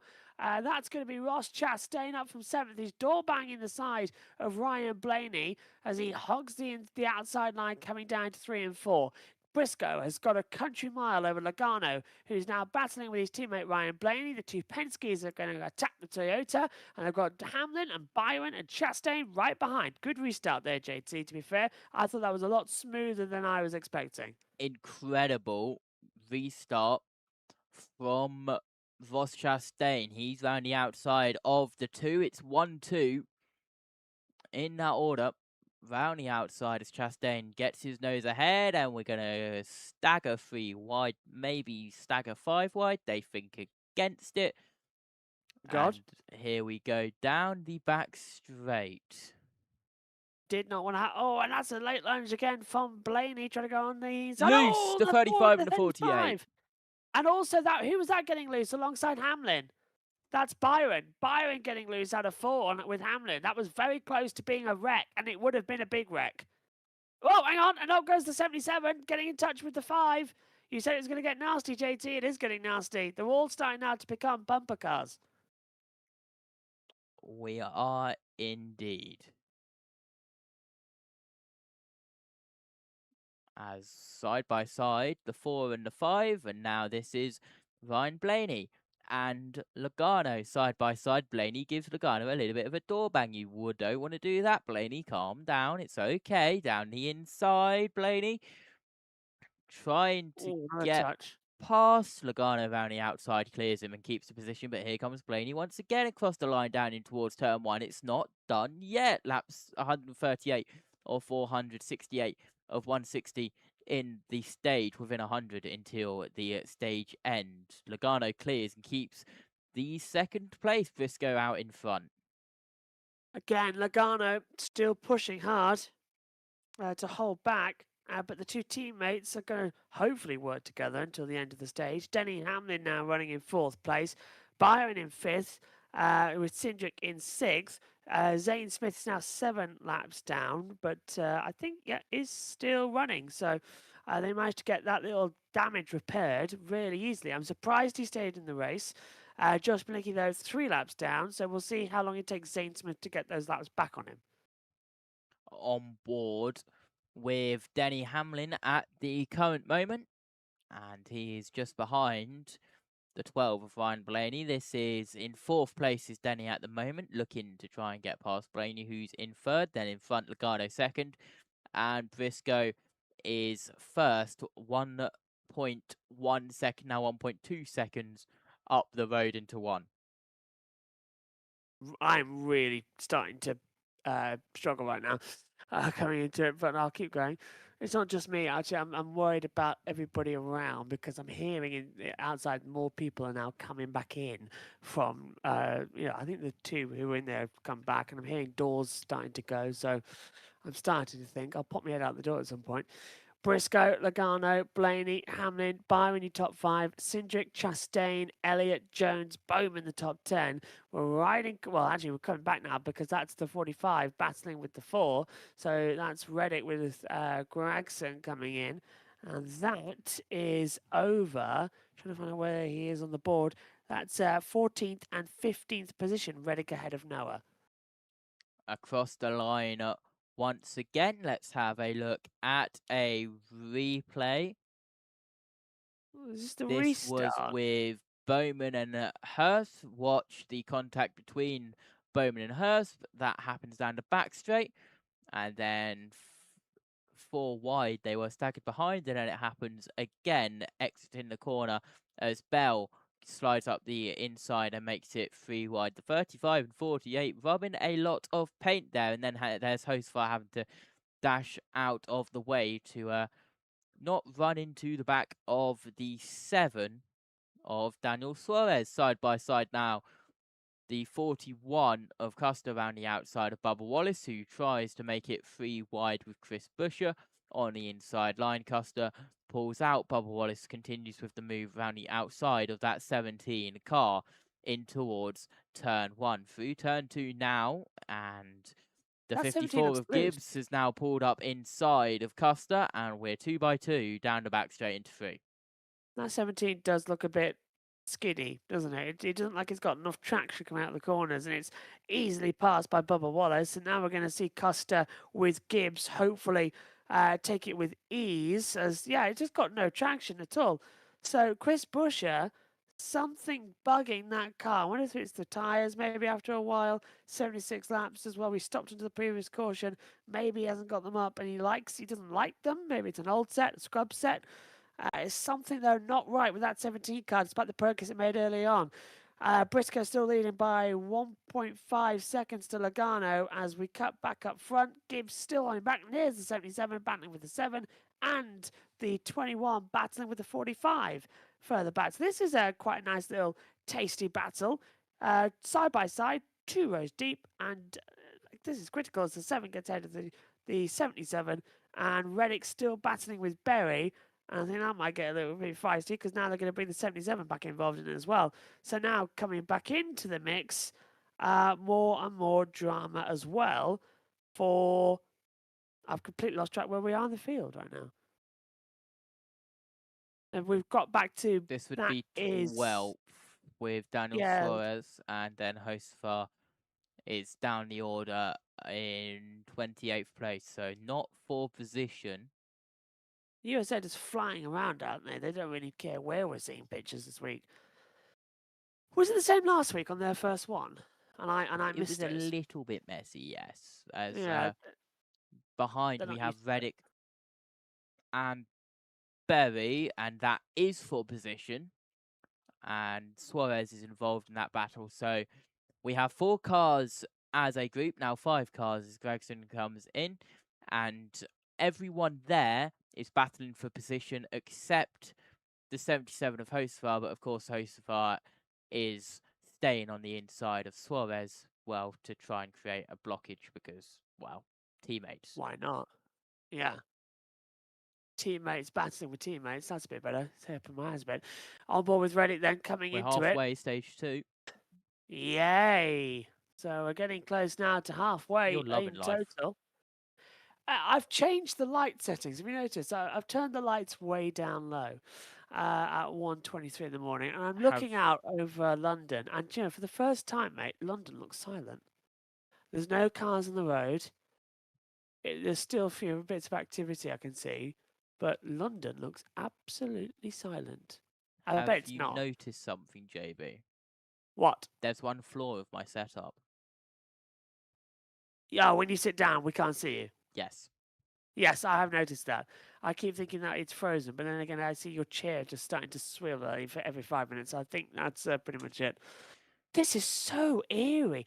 Right, if anybody's ever been in London, you know I'm going to stop you right there because Hamlin is giving Blaney a nudge and they make contact. Blaney gets all out of shape and Hamlin had to back out. That was bad. Change of pants needed. Talk us through it, JB. So oh my God. Blaney's got no power coming out of 4. Hamlin's got the draft and he's all over him. He tries to go up and he rear hooks Ryan Blaney. And it was lucky for Blaney that he wasn't on the power at the same time because he would have gone round. Hamlin gets Look at it little from on nerves board. the front right. Yeah, look, he just literally love tap, bang, and that could have easily sent Blaney round. Hamlin got lucky; he didn't get properly swept. That would have been a 2, maybe 3 car pileup because right behind you've got Austin Cindric. I separated just by heard a 4 radio seconds. message Oh, in my look, Hamlin's ears on with the a very outside. loud bleep, and now they're side by side again. Here we go. Hamlin's my picker winner for today, please. Don't do anything stupid. Round the outside we go into 1. Blaney's back with him, so Blaney's going to fall back, but Hamlin has made his way up into 3rd position with a very spicy manoeuvre. Okay, right, as that now continues on, if Blaney does get back ahead of him, give us a holler, this might be a little bit of a 2-3 lapper. This is throwing me, JT. London is usually packed and busy at all hours. We both know this. I'm looking out right now on London, and there's not a car. Hamlin really has scary. cleared by 5 car lengths to Blaney and is back into the 3rd place. It's Briscoe, Logano, Hamlin, Blaney, Cindric, your top 5. Byron, Chastain, Elliott, Jones in 9th, and Bowman rounds out your top 10. Wow. It's like the Truman Show. I say it, and now I look down in the same place, and all these cars are flooded out of nowhere. Incredible. 2 seconds, JT. As JB takes his headset off and is just checking something behind the scenes. I think someone's at the door. Give me a minute. Okay. This is where JB gets told off and gets told to keep the noise down. Let's go down to pit road. Saying that the sliding the tire, just like the first run, I do believe he was on scuff that last run, hurting the car's overall drive. Henry Chatter on the right front was the report from the 60 car. Yeah, this run restarted with 98 laps to go. I assume the majority of the field will break it up into 245 lap runs. It seems like some drivers are thinking 30 or 32 laps a set. That extra pit stop can be overcome with that extra grip in the tires. As we watch Priest, he's going to drive away from this 19 easily with these fresh tires. Watch how much more grip this 60 is going to have. The trouble is, like we talked about in the pre-race, Jeff, you just can't be hung up in traffic. This can be, this could be a good strategy, or it can get off the rails quickly if you don't work through traffic. Because now you see him dart to the outside of AJ Allmendinger. Priest doing a very nice job. The short tracks are where he's cut his teeth. He knows how to make this work. And that's yeah, absolutely. As we continue on.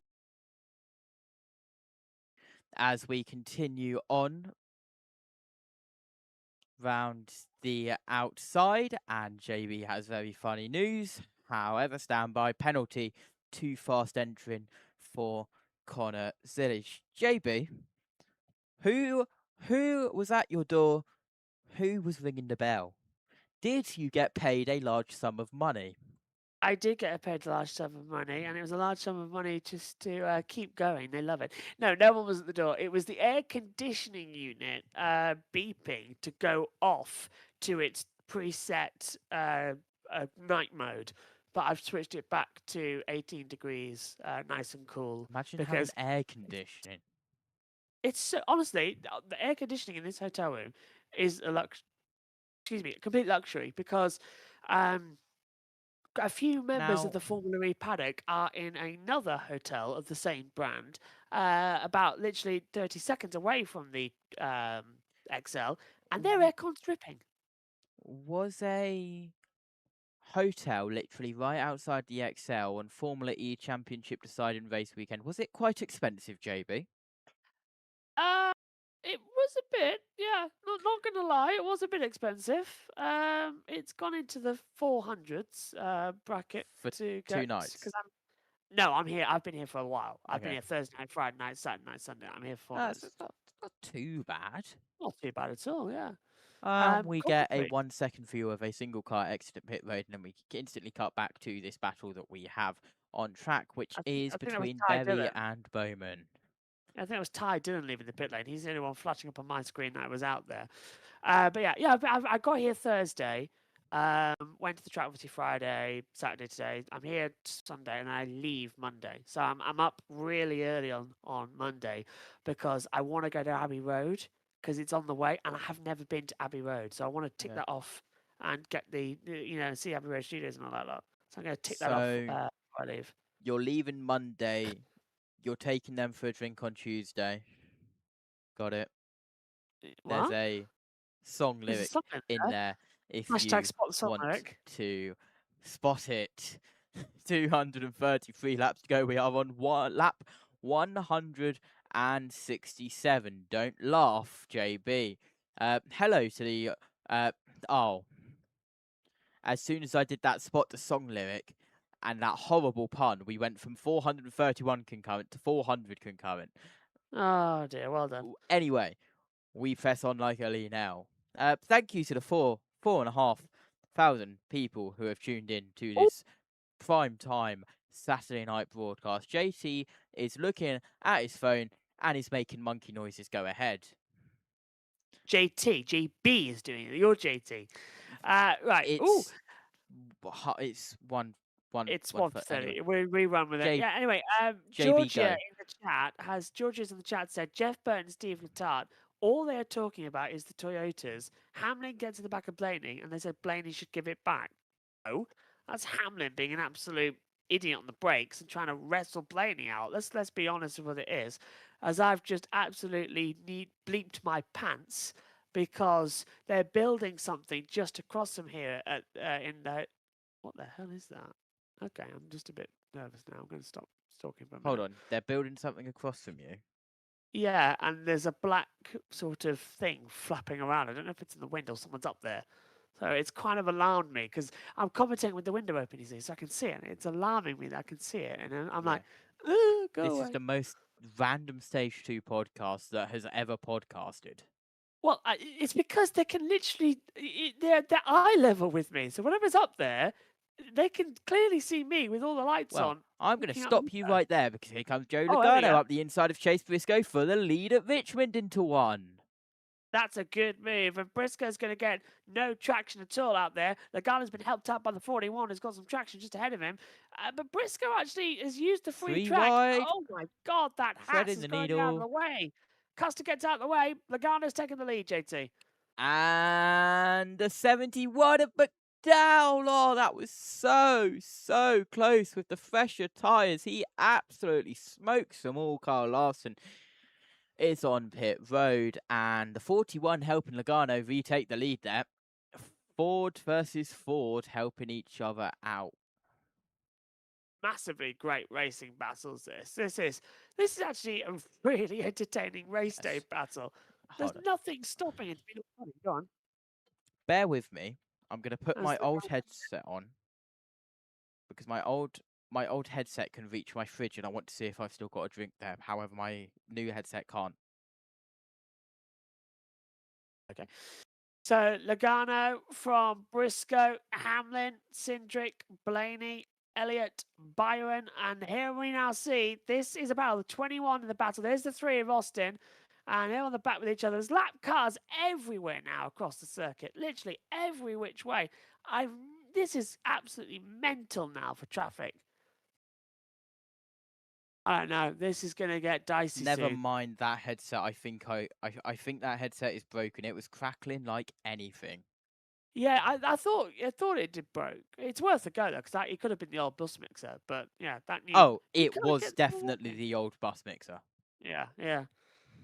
We need a new bus mix. I think me and Megan are both agreeing that it's something's wrong with it. We don't know why. Logano, is that him getting? He's 0.9.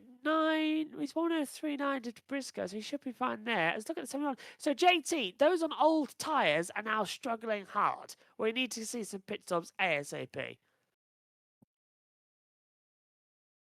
some cloud cover coming over London. It's not sunrise already, is it? Hello. Hello. Still the dead of night. Here comes Bell and Bowman. Kim Coons down in pit road. But a lot better than as it trended later in the run. That the balance is the best it was. I'm happy to leave it how it is. for fresh Goodyear tires, no go fuel. Dave? Good run so far for Alex Bowman. Much better turn this run. He said, I could use some more drive on exit. Service complete. It's really in that window now. 45 laps on these tires. That was a really bad time for them to stop their pit before. Yeah, that just stopped dead. No, Completely stopped dead. As JB can see on my camera. Yeah. Yes. I can do that as well. I've actually better start drinking something tomorrow. And let's go back down to pit road. Let's not go back down to pit road. We just missed the end of the report. Logano's going slow. Is he coming in? Logano's coming this time. Yep, I thought so. Oh, look at this mess in the mid-pack. Oh, this is what they need to avoid. The traffic jams and the mayhem here is absolutely ridiculous. And you need now pit road. Than I was this run. Marty. Yes, Chase Briscoe on pit road said he needs a little bit more right rear grip on corner exit. The 19 team had a good second stop. First stop of the day was a little bit slow. Let's see how this team recovers. Clearly, they have the speed in the 19 car to be able to get the win here at Richmond tonight. And Denny Hamlin coming down pit road right now in front of you, Dave. He is indeed, Marty. The 11 works his way down pit road. Car this time for Denny was not too bad. A little slight adjustment here. Hits his mark perfectly. The two of Cindric is also on pit road. Tyler Reddick. Oh! Tostin Cindric almost hit Daniel Suarez, leaving. Now Cindric slowly gets into his pit. The crew is able to go to work. Cindric was pretty happy with the balance of his car that time, but that's going to cost him time. Yep, it would, and that's now putting straight back down again, JT. You can see it now on the pit road. He comes in, and the seven leaving, the two coming in, they yeah. collide in the middle. Yeah, that's the seven's fault, hands down. Completely pulling in, and that's just a stupid release, and almost hits everybody, even the crew coming out to change it. They're almost bowling pins. So the 7 has to let the 2 go in, but that's not what happened.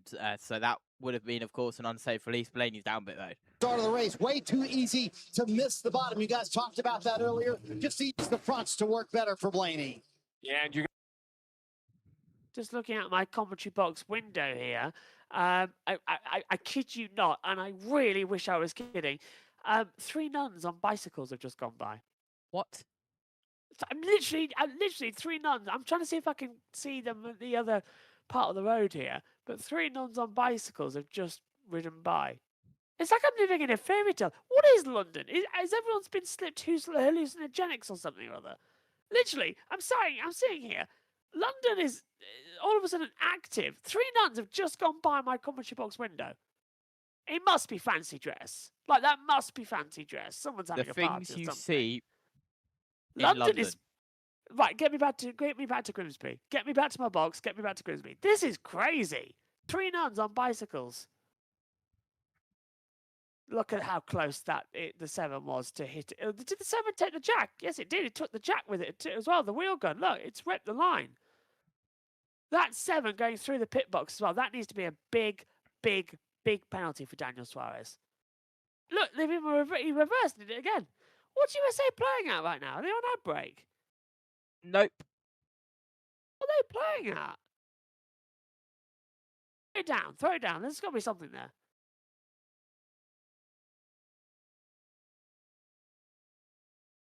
What's going on? He's just done it again.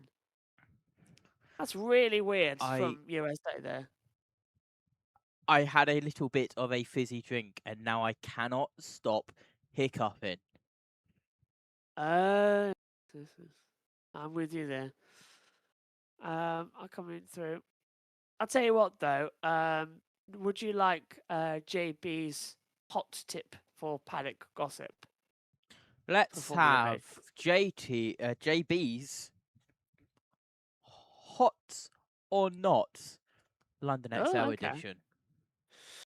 Not. The media centre is too far away from the paddock. It's literally such a long walk back.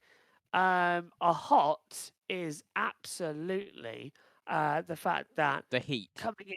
The heat is hot. I did the track walk, and it is nuts.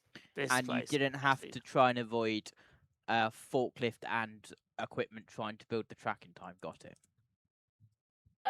It was just enterprise vans. Yeah, but you didn't have to avoid people building the walls of the track. As JB takes his headset off again. I'm here, hello. I'm just hearing loads of noises because people are now starting to come back in. Because obviously, nightlife in London, they've all gone out. So everyone's starting to come back in, and I don't want to annoy them in sleep, but I'm really enjoying the race. But it is nearly 2 a.m., and I am starting to wonder how long until, you can't do it anymore, sort of thing. Since the restart, Austin Dillon's been up 12. He is currently 14th. Yeah. Logano is your leader by 0.7 of a second. Then it's a huge 4.2 second gap between Briscoe and Hamlin. Then it's another huge 3.9 second gap between Hamlin and Elliott. Then 1 second between Elliott and Bell. Then Blaney 6th, Cindric 7th, Byron 8th, Bowman 9th, Berry in 10th. Priest is down pit road for 4 tyres and fuel. There was a spark from that tyre gun. It's a good job that that spark happened in the US, not the UK. Otherwise, the whole country would have been set on fire. Anyway, here comes... That's a really good thing. That could happen. Here comes Bell round the outside of Blaney, unable to do it. Blaney clears by multiple car lengths and keeps 5th place. We are working lap 122 of 160 in the stage, 192 of 400, now 193 of 400 in the main race itself. We are 7 laps away from halfway. I'll tell you what, though. I saw a comedian who was doing a comedy set at the time that the alert went off. And he said that he got heckled by Andy Burnham. Yeah. That was well played. Fantastic timing as well. Down pit road as well. I mentioned that he's the biggest mover since the restart. He's now down pit road. Is Austin Dillon from 25th place. Absolutely magical race, this one. Saint Smith has returned to the track, by the way, 30 laps down. Gregson gets past Van Gisbergen for 22nd. Side by side, the 22 and the 23. Bubba Wallace round the outside of Logano. What is faster, a vehicle powered by Shell Fuel or a car powered by Xfinity Mobile? Let's find out as we head in towards turn 1. You know, it's really funny. Xfinity is a partnership of this hotel Wi-Fi we're using right now. Is it?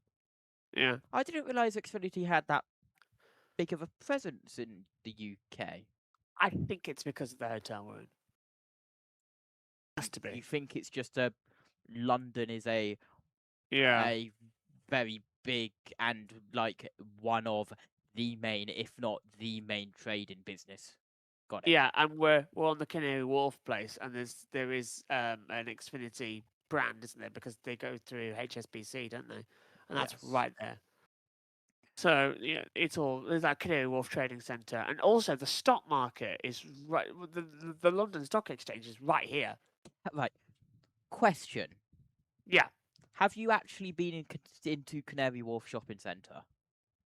Yes. I literally right. Okay. Did you go into Canary Wharf Shopping Centre to try and find the Tesco Express? No. It took me 15 minutes to find it. We went in there and we walked through because we wanted to get to Canary Wharf itself, the actual building, as Hill nearly goes into the barrier. Yeah, it took me 15 minutes. Yes, right. Yes, it was my first time alone in London. Right. But it still took me 15 minutes to find it because that's a lot, yeah, I was... What I did was I was looking at Google Maps on my phone and I was walking past the very small text which said Tesco's is upstairs. Yeah, it's very, very, very difficult to work yourself. So I ended up where that massive fountain is in the middle, which hasn't got water in it because of the hose pipe ban. I then went back inside, found a Tesco, got my lunch, and then just went out there and ate it. And then I went straight back in, straight down to the Jubilee Line station to walk to Wembley Park. Great it was day. more of an FE. It was more of an FEZ party today, of a night out. It was all there actually. It was me, Pico, Jack, Isha, and her partner Charlie. Wait, Isha was there? Isha was there, yeah. Me and Isha shared an interview with Sebastian Buemi. Nice. I think that's We gonna have go passed halfway, by the way. Yay! Right, that's taken 90 minutes, as expected. We are on race average time. What's 90 minutes from now? 3:15. Be like 3:15. Yeah, okay, not too bad. Which means I have an hour and a half if I want to sleep. But I know if I go to sleep, I won't wake up in time. So I'm gonna go down, get some food, have a shower, get dressed, get ready, and then we can be ready to go. Sleep in the car? I will sleep in the car. Let's go down Kim Kuhn and Kyle Larson, who's had a troublesome day. The biggest thing, he got a little bit better, but then it went tight again. In fact, so tight in the center that he couldn't set up his angles correctly. Just reported tighter again. Crew Chief Cliff Daniels trying to cheerlead his driver, saying, I know it's not good. You've got to tough it out. We will get the car there. Yeah, pitted from 13.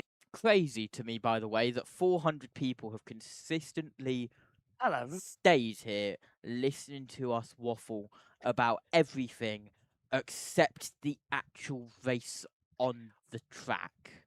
Well, hello, there's a police car going by. There's 2 police cars going by. What's going on? Is this little thing? I wish we could have a camera on just the exterior of London during. Are you telling me that it's the Londonian Vozzers?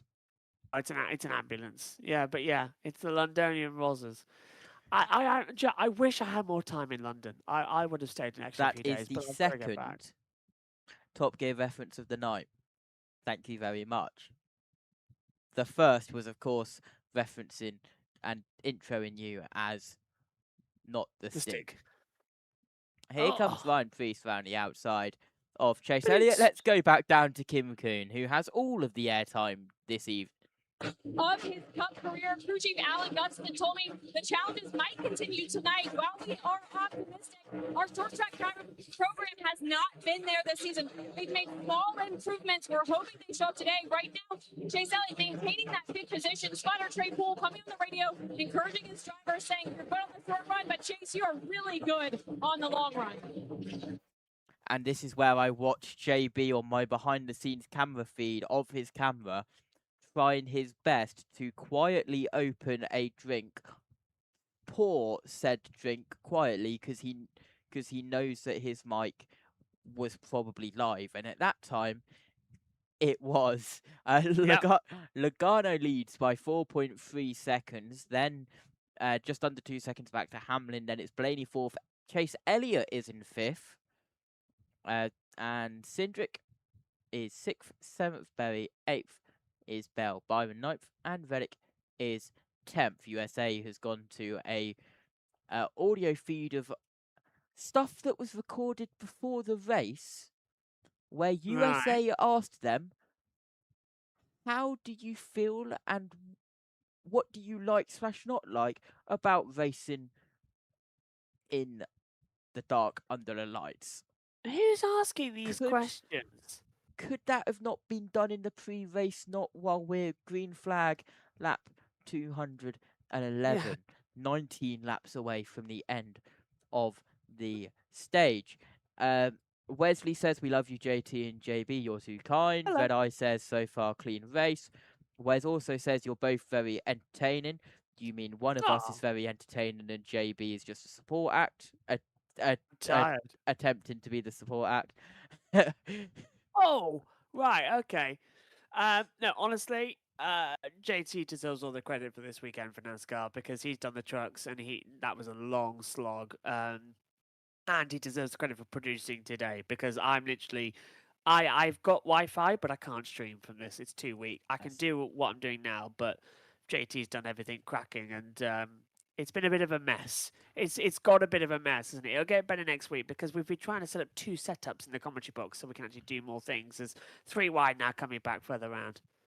Indeed, however, Stenhouse Jr. has pulled out of that 3 wide, but just up ahead is another 3 wide. That's Chase Elliott, SVG.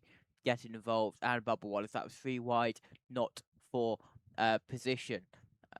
Wes replied to Red saying it might get racy in the final stage. It definitely could. Zachary says this is where I get some of the best coverage of NASCAR races. Consistently wonderful job, JB and JT. Thank you. Wes agrees with that. I might stay actually until the end of the day. Sharky says stage 2 almost over. Indeed. William asks who Wesley's rooting for. William is rooting for Denny Hamlin. I've got Denny Hamlin as my pick winner today for Grid Network. Wesley says, I don't have a favourite driver, William, but I just enjoy racing. Bob has reappeared saying, dang, this is a long race, indeed. Corbin asks if we're retiring JT and JB. No, I was not aware that we were retiring. That's in case we were handing over to Matt and Seth.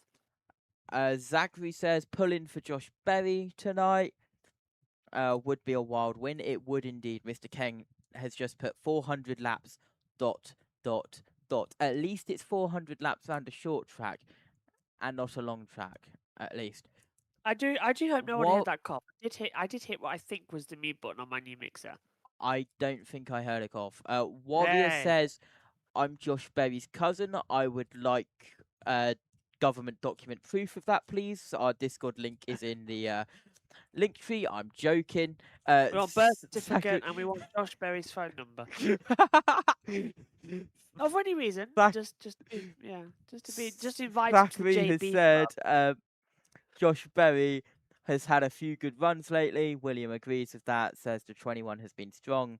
Zachary also says, but realistically, I'll say Chase Briscoe. William says true. Mr. Ken then comes in and says Berry needs a little bit better equipment. He's a good wheelman. Zachary says, still a shame he's forced out of his ride, basically. Bob now agrees with what I said. No cough heard here. Thank you, Bob. Excellent. So that pad now must mean mute. So that's good news. William says, now we're talking about the 21. Well, indeed, because I'm reading every single chat message that chat says and types, which means don't put anything inappropriate in the chat. I have a button here which can banish you to the shadow realm. Yeah. And if you want me to say, if you put any chat in the message and I deem it not appropriate for broadcast, I will just change the words. 11 to go in the second stage as we have Joey Logano cross over the line momentarily. He's going down the back straight at the moment and he crosses the line and it is 10 laps to go in the second stage, which means if a caution comes out between now and the end of the stage ends there, and then new rules implemented last week. I'm laughing now. Do you know why? Why? Because I've just seen an ambulance go by, and then a fire engine go by, and then the police go by the other way, and they both got stopped at a set of lights, and they're just staring at each other. Quite racy, all three together. This is a great vantage point. Can I live here? No. I'd love an apartment with this view. It's fantastic. I believe if you want an apartment looking over Wembley Stadium, it's like very expensive, like 2,000 plus a month. So which old person do I have to marry to get that place? I'm not going to answer that question. Look, Nina's already said before. I think she was on about that guy. Do you remember he put an article in the paper that he wanted to marry someone to create an heir and all that, get all the money and everything? And he's like, "Hey, me and Nina might have something very in common in the next month." Anyway, both hate me. No comment. Is that part of Denny Hamlin's trying to get past Chase Briscoe for second place with 7 laps to go in the stage. 2 tenths is the gap. A couple of cards. That's such a bad time for you to take a drink there, JB. There's Denny Hamlin will try and put his nose in up the inside of Chase Briscoe. Unable to, but they are bumper to bumper.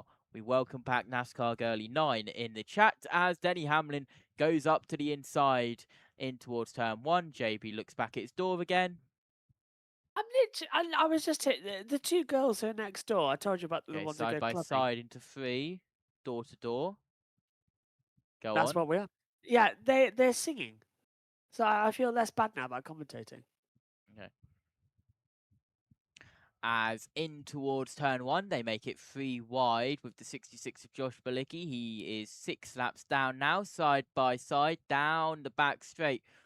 We still go Hamlin and Briscoe side by side, and Hamlin gets his nose in front. Briscoe going to try and get round the outside and become level once again. They do. 4 laps to go in the stage. Hamlin got that by 7 thousandths of a second, and he will clear him down in towards turn 1 as we have 3.5 laps left to go in the second stage. Now 3 laps to go as Logano crosses the line with an 8.5 second lead. Logano will sail his way to the victory in the second stage. How brilliant was it done from Joey Logano in this stage, though? He was the slow, calculated mover in this race. He started stage 1 poorly. He's fought his way back up. It's 220, like 8 laps in, and he's flying. And look at what we were talking about with Chase Briscoe down in 3rd now. Also Ryan Blaney in 4th. They're still battling hard. As now, is that Cindric coming in as well for a little bit of a challenge? The 2 Penske teammates battling over 4th and 5th, and they're going to make it 3 wide with the 66 of Balicki again. Blaney on the outside, Cindric to the inside. They are level through turn 1 and turn 2. Down the back straight, Logano will start the final lap of stage 2, and for, well, it's going to end after this season. 1 lap to go, sponsored by Credit One Bank in the second stage. As we're side by side in towards turn 1, Cindric got the nose ahead for Blaney. We look into turns 3 and 4, and JB with Logano going to the checkers. Yeah, another stage win for Joey Logano. He needs it to try and get into the chase. Joey Logano wins stage 2, picks up valuable points in the fight for the final slots inside the top 16. It's then Hamlin 2nd, Briscoe 3rd. Cindric got Blaney at the line. Cindric's 4th, Blaney 5th in that stage. Berry, Elliott, Bell, Reddick and Byron, your top 10 as the caution comes out to freeze the field. Nice. Chastain missed out by a little bit of time further back, not too much. Trying to see what the delta time was. Yeah, so Chastain missed out by 0.6 of a second, I think, on my monitor. Yeah, 0.6 of a second there. Austin Cindric with a good slider from the bottom to the middle to block his teammate out of the exit of turn 4. As we are under caution for the second stage break in this race. Final stage is 170 lap. Sweepers and vehicles are all, well, sweeper and track vehicles are already out on the circuit doing what they need to do to the circuit. So hopefully we will have a quicker stage caution. So just want to take this opportunity to plug. The streams are going up. Probably after this, I'll put them all on. But Formula E, it's the final race of the Gen 3 car era, the electric car racing series. I know it's like preaching, you know, it's like preaching different religions against each other by coming into a NASCAR broadcast. But it's the final Formula E Gen 3 race. Exactly. Final race at the Who XL. do you think you are? I know, but I'm just saying, because it's 415 people watching. Yeah, come on and join us, because me and Pico and Jack Giamana, we're all trackside, and it is going to be so much fun. But I'm just not with you. Yes, you're there as a fan. But we're going to have a pre-show, post-show, everything. Just come and have a look at the coverage and see if you like electric racing, because today was great. I need to check my Twitter. I don't think I actually did a post at Smeefarp today. Didn't you? No, you didn't. No, I didn't. I don't think I saw. I didn't. No. Oh my days. Hold on. That was a compliment there. I will do this while we are under call. Right, so it was meeting 42 for me. It was my 33rd short oval meeting. It was at Smeefarp Stadium. It was my 7th time visiting that venue this year. And BWS finale. Yeah, I'm just going to look over to the Excel Centre. And do you know what I'm seeing? It's all lit up blue. Like for Formula E. Is it? And now? the O2 was lit up blue earlier on, actually. That The is gateway's blue. That is normally Yeah, lit up blue, yeah. Such a stunning city. London is, well, the outskirts aren't great, but the centre of London is beautiful where we are. It's absolutely fantastic. And from my commentary box window, I can see the Shard, the Gherkin, Post Office Tower, Canary Wharf. As Pit Road coming in, let's go down Pit Road. Making a slight air pressure adjustment, Dave. Denny Hamlin gives up second slides to a stop. The car has been improving. He said no adjustments to that right front damage there. None apparent, Marty. 4 tires. Fantastic view of Chase Briscoe's pit stop. He says he loses the right rear on entry and just has to pedal it all the way through the corner on that run. And a terrific stop by the 19 bunch. We'll see where they cycle out. Going to be a drag race for the teammate Denny Hamlin. I believe Hamlin barely won it. To be fair, this is incredible racing, isn't it? The one thing I love about NASCAR, and I've said this to you lot viewers before, anything can happen. You can have the duller stages of the race. Can't believe I was just talking while muted. Go on. Yeah, I say you can have the duller stages of the race. Then you can have some really exciting parts of the race. And then it can quiet down again. But in that, it's a bit like commentating on cricket, isn't it? You have discussions around the topic, and then you circle back in and keep talking. I love it. It's NASCAR is. Hold on, I'm gonna motorsport cricket. You won't be able to hear this, JB, but I'm gonna do something very cool here. Hold on, stand by.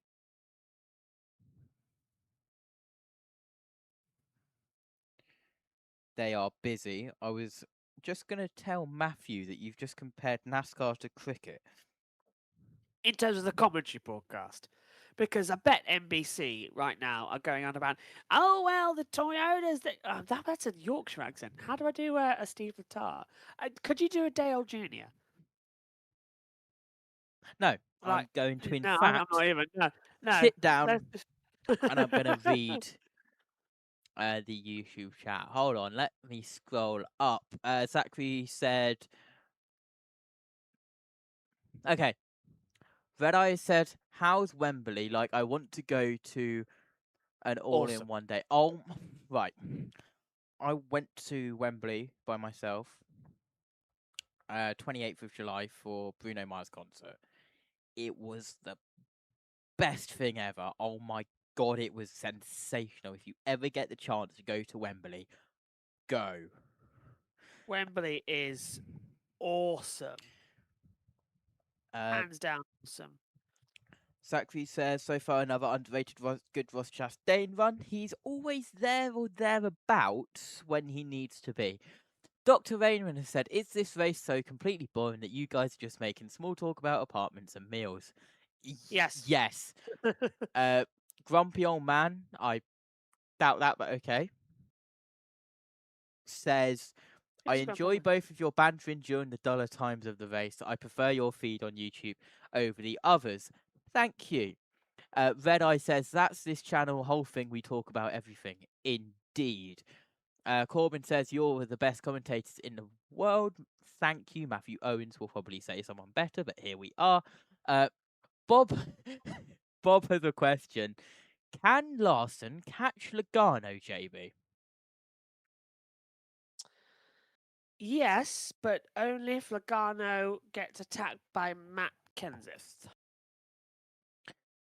Thank you for that valuable information at 2 a.m. in the morning. Unless Dylan has some kind of magical stage 3, he's not winning tonight, of course. Yep. That's from Zachary. If Austin Dillon was to win this race, it would be 3 back-to-back wins at Richmond for that 3 of Austin Dillon. He's won the past 2, but it doesn't look like he's going to be able to do it today unless if something chaotic happens, which we still have 162 laps to go. So anything can happen. Bob says at least Larson is the free pass. That is true. Mr. Ken agrees, saying 5 is back in the game for now. Sharky says we will get a big wreck in stage 3. We shall see. What is the severe crash prediction center saying? There's a Hold on. center for this? First time hearing of this. This Where is is it? magical.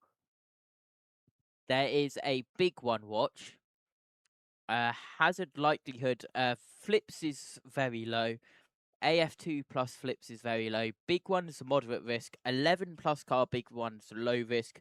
Severe crash, moderate risk. And significant severe crash is a moderate risk. The NASCAR, well, the NCS Severe Crash Prediction Center on Twitter, an incredible Facebook page. Let's go green for stage 3 on lap 10. We have 160 laps to go. We're 3 wide for the lead. Down into turn 1, there goes again, a nice little move. Hamlin's been sent up high. Briscoe's gone from 3rd to 1st. He's caught out Logano down the back stretch. That was a very quick coming to green as well. I think even the drivers are surprised by it. They got the choose, and then it looked like it was going to be 3 waved wide, off. Ryan Blaney. And 4 wide coming out into the back stretch as well. They just momentarily had to hold it, but Logano's now battling with Blaney. We're 3 wide further back. As they turn in, that's nearly made it. Hamlin's on his own now, as we see now Sindri backed up with Blaney. Massive contact. Denny Hamlin, I believe, on the back of Josh Berry. We are side by side for the lead. It's Logano versus Briscoe across the line. We are level. 22 thousandths of a second. The lead, Logano over Briscoe. Logano around the outside at turn 1. Side by side for the lead out of 2 throughout the positions backwards as well. We are 2 by 2 by 2, but focusing on this battle for the lead for now. Yeah, but look at that. The top 2 set their best lap on the previous lap. So 22.761, 22.743. So once again, like we've seen all day here, we've got Briscoe quick alongside a Penske. It's just Logano that's swapped up front now. Makes sense considering that Logano needs points to get into the chase. Indeed, still side by side, level once again at the line. Logano this time in front by 21 thousandths of a second. So just 1,000 separated them from lap upon lap as well. And Logano now taking it, and Briscoe's managed to clear him coming out of turn 3. So that would now put Briscoe as the race leader. As there we go, Chastain going into the inside. Contact Chastain, Blaney. Yeah, so Blaney's on the outside and getting roughed up. As they continue on. We definitely heard that cough. You really? Yeah. Oh, sorry. I pressed the right button and everything. Sorry, everybody. Chastain is defending. Look at Ty Gibbs, who is there up the inside of Bowman as we head across the line once again. It's 3 tenths gap out in front. They have separated, but the mid-pack is still crazy, crazy nights here in Richmond. Spot the song lyric. Bell round the outside, clears Byron for the next position. Here is the replay. This is Denny Hamlin and Josh Berry. And Hamlin and Josh Berry, yeah, they're not liking each other at the moment. No. Sorry about that, everyone. I pressed what I thought was the right button. Look at that massive nudge that Hamlin gave Berry. He was not impressed. Yeah. Sounds like a Kiss song title, Bob says, as well, coming into it. Oh, there goes Bell on the inside. You got it, well done. Bell's on the inside line now, trying to get past the 24, wearing the stars and stripes again. Fantastic liveries as well in that 24 this year. They really have been something special, haven't they? As they fly back.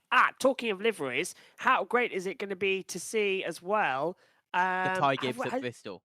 Yeah, the Ty Gibbs at Bristol. I'm going to get a die-cast of that, and I might even get the large die-cast of that. Yeah, it's going to be fantastic. To honour Kyle Busch is going to be incredible. I might splash the cash, JB. Yeah. To be fair, Bristol, we've got the webcams, haven't we? So that'd be awesome. Indeed. Dave Burns, pit road. For William Byron on that last stop as he now makes the pass, completes it on Christopher Bell. Driver told him I turned well, but I didn't have the rear grip to go with it. So adjustment made there. 24 looks good right now, Marty. Okay, let's get some props to Ross Chastain and Brandon McSwain, the crew chief on this one car. Diffie mentioned it earlier. They showed up at Iowa with some speed, and they backed it up here at Richmond. They sat down about 3 weeks ago together and said, hey, let's stop worrying about points. If we make the chase, we make the worry about our speed. They came with a different package to Iowa. They have shown up with that same speed here at Richmond, where Ross admits that's probably my worst short track, but they've been in the top 10 for much of the second half. Strategy for his teammate Shane Van Gisbergen. They have given up on that. They just pitted here a moment ago. Yep, SVG just come down to the pits. They are off strategy. I was about to mention that, and then Marty mentioned it. So we're all good. Side by side, Bowman and Bell, JB. Oh, Bell going around the outside, and Bowman again just trying to hug that inside line coming through 1 and 2, and he's going to come up in a very awkward angle as USA cutters away to Shane Van Gisbergen leaving the pit lane, and the 48's now cleared the 20, so SVG is now on the back of... However... Blaney? Yeah.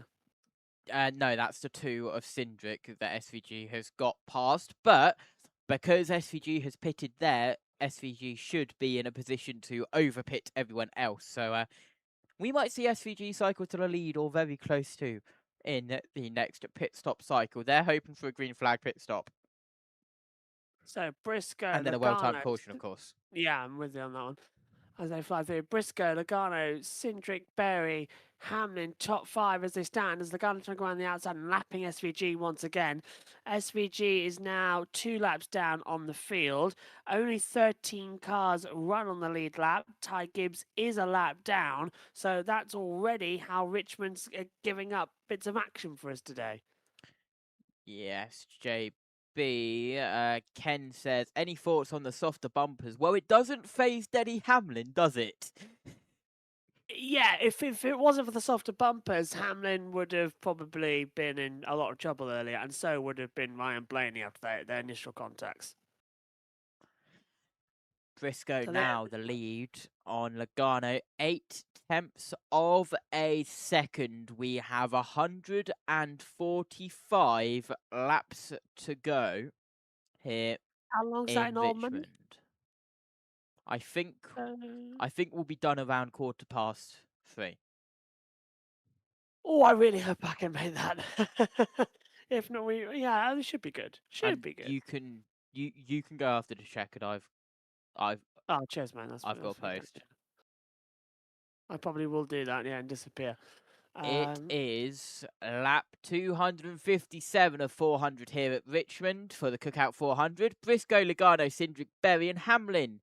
Your top 5 as USA and America go to an ad break. You stay with us here on the international feed as Briscoe now has a second lead over the 22 Ford. This is a brilliant battle race, isn't it? I think Briscoe might have this one, How many times have we told about the 19 this year that he needs to get a bit of luck? He's been unstoppable today. Briscoe, I think, has been the best driver, hands down. Logano's impressed me. So has Blaney. But Briscoe has been, anybody who's come up to him near at the top today, he's batting them away time and time again. Briscoe is driver of the day.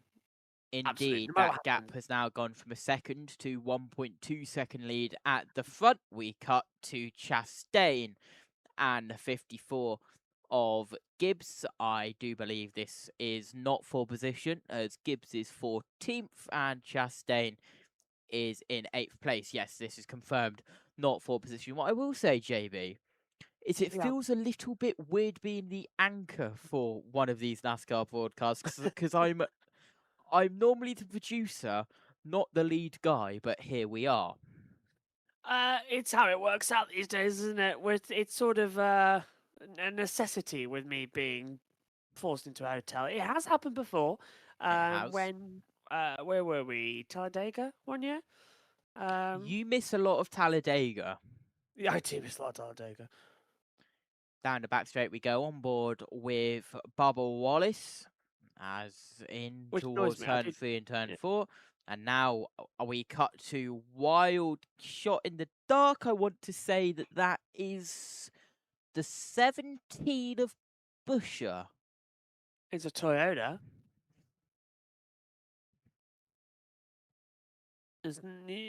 Which it can't be because Busher's a Ford.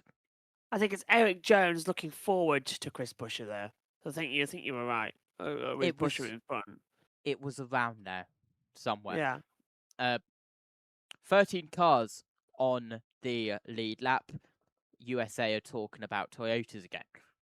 Just want to point out, if you're watching in America and going, you're being idiots, guys, because it's clearly said if NBC have thrown a graphic up. They were on adverts. They didn't see that. Oh, right. I was going to say, we never used I can to get... confirm it was Tyler Reddick who we were on board with, because we've just jumped back on board with him and it had the Tyler Reddick graphic. We don't get the graphics in the international ad break. That's why it's a guessing game when we go on board. Here is Larson up the inside of Suarez. This is... I don't think that is for... Well, I don't think that's for position. No, it isn't. It is not. Larson 12th. Suarez 15th is a for lap lap down in 15th. Yeah. So Reddick's the last one on a lead lap. That's incredible how that's turned out. One caution, though, will change it a little bit, but not too much. Has said, as a Denny fan, Briscoe got it tonight. He's got the better Supra. Wesley says Briscoe is in a league all his own. Indeed. And then Mr. Ken adds on saying, until pit stops shake things up.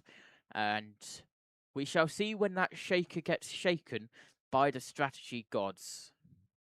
There's a massive chance that gets shaken up at the wrong Green flag time. pit stops should be interesting, especially with SVG. Let's go through the field, Marty Snyder. Chase Briscoe, one stat that glaringly points that out. In his entire career, he had 3 stage points at Richmond. Tonight, he has 17 alone in these first 2 stages here this evening. And before the Iowa race last week, James Small told Chase Briscoe, this is a 14-week chase for us. These next few tracks are difficult for you. And then he told the media that, quote, Chase has to put his big boy pants on and go and solidify this 5th spot in the championship standings. Briscoe's answered the bell tonight, Kim. Well, Marty, Joey Logano running in the 2nd position. Crew chief Paul Wolf telling me confidence level is very high here. Short tracks are Team Penske's strength, but not only that, they found so much at the North Wilkesboro test in January that helped them even more on the short tracks. We saw them win at North Wilkesboro. They knew they were going to be good here tonight. Joey telling me momentum is real. Our goals have reset. The attitude has completely changed from making the playoffs to now trying to win the whole thing, Dave. Good night for Austin Cindric running 3rd. I'm going to stop that there. Did I hear the word playoffs there? Anyway. His driver is in a good headspace. We've known each other for 10 years now working together. I know his chokes. I know his routines. He is in a good spot, and we are ready to take on this chase. Behind him in the 5th position, in the 4th position, that is Josh Berry. They had an issue in practice that crew chief Miles Stanley told me that they had to try to fix. That was falling off too early as they got into a run. They have done it, and Josh has been solid tonight. And as for Denny Hamlin, has this been the Denny Hamlin we expect to see at Richmond? Well, almost. Crew chief Chris Gale told me they had an issue last year they thought they had fixed before practice, and then it wasn't what they expected. So they have been fighting. They've been working on it. And after what we saw last week, Kim, they are gaining again. And Chase Elliott running in that 6th position, and the team did acknowledge me. We know as an organization we are struggling. Although the 9 team has held the torch for Hendrick Motorsports with 2 wins on the season, the only of the 4 cars who have found victory lane. Crew chief Alan Gustafson telling me all we're thinking about right now is running better. Their expectation coming in tonight was to run top 10. Right now they have done that. Chase Elliott saying all I have to do is protect the back of the race car. The turn is still good, Marty. Kim, it's truly been a team effort to get Ryan Blaney better here at Richmond. He'll admit early in his career, one of his worst racetracks, but he has spent a lot of time with his teammate Joey Logano, kind of crafting and understanding what makes Joey so good here. They have gotten Blaney much better over the years, but in the second half of this race, Dave, the car has gone the wrong way for Blaney. He just told Jonathan Hassler no better on this run than it was before. Alex Bowman's crew chief Blake Harris told me this morning we had Richmond circled. And then the crash last week put us in the bad metric for the preferred place to qualify at this racetrack. And so they started 25th. And what have they done? They've gone forward. Top 10 run now for Bowman running 8th, Marty. Dave, a moment ago, we mentioned how Richmond has been a tough racetrack for Ross Chastain over the years. Why? Well, Ross will admit, I didn't grow up on short tracks like a lot of these other guys, so I didn't have to save tires. I've had to learn how to get better here at Richmond. A terrific run for Chastain and Trackhouse right now in 9th, Kim. And for Christopher Bell running in the 10th position, they emphasized to me we have to keep performing at the level we have shown recently. Remember, they've got 7 runner-up finishes this season. We will be title contenders if we can do that. For Christopher Bell, it's about keeping the balance close all night. The last change really helped his corner entry and exit, though he is starting to get tight through the center. The amazing season. And I'm going to stop that right there. That was USA's Through the Field, as known as how many times can we go round and round using our pit reporters as they go to ad break. And of course, as soon as they go to ad break, we have our first green flag pit stop. That is the 3 of Austin. Did a good stop there, fuel and 4 tyres. This is Denny Hamlin, who's also in from 7th place. We use our pit reporters for a good 3 to 4 minutes for Through the Field, then immediately go to ad break when green flag pit stops and when then anyway, we press on as Denny Hamlin's away. Battle for second on track.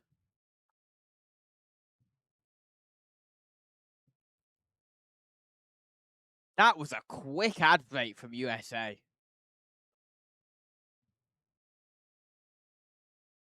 And pit road, Kim. Getting tight at the 3/8 mark. They will take an air pressure adjustment as they change 4 fresh Goodyear tires. 22 of Joey Logano has just been reporting needs grip on the long run. They are close, though, to what he needs to win this race today. All of these drivers that are pit. Sometimes I question what TV networks do. Anyway, from the lead, Chase Briscoe in the 19 comes down to pit road. Logano in as well. Cindric from second in. And let's go down. Cindric ranks first in speed, but he is currently second. Briscoe, your leader, in as well. Down there on the bottom, Austin Cindric hits his marks, Marty. The 19 on pit road, Dave. 121 to go here at Richmond. They have had such a quick car for Chase Briscoe. No complaints about the handling. Chastain has to work his way into his stall around the 19, Kim. Chase Elliott has that very first box upon pit entry. You see him there in the 9 car. That didn't feel different balance-wise this run. Similar to last run. Remember, he was protecting the back of that race car. Still feels like the turn's pretty good. A little slow there, though, it looked like on the left rear. Yeah, an issue on the left rear, Kim. I couldn't. They were... Hold on. They were watching the pit stop instead of looking at their notes and just reporting on stuff that they found out during the stint. Like they were last week. Because last week, there was 24 second stops. And the pit reporters were so busy reading their notes that they didn't pick up on how slow the stop was.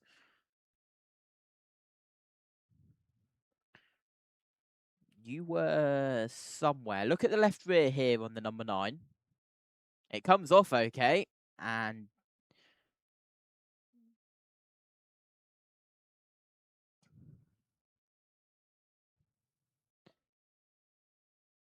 I think spare lug nut, I think, was used. Here comes Larson in. Let's go to Kim. When you're struggling, this team has been struggling tonight. You see that chassis brings in the back of the race car. Kyle Larson is complaining of a tight condition all race long. Also looking a little bit slow on the right side, or excuse me, the left side for them. Oh. Left rear.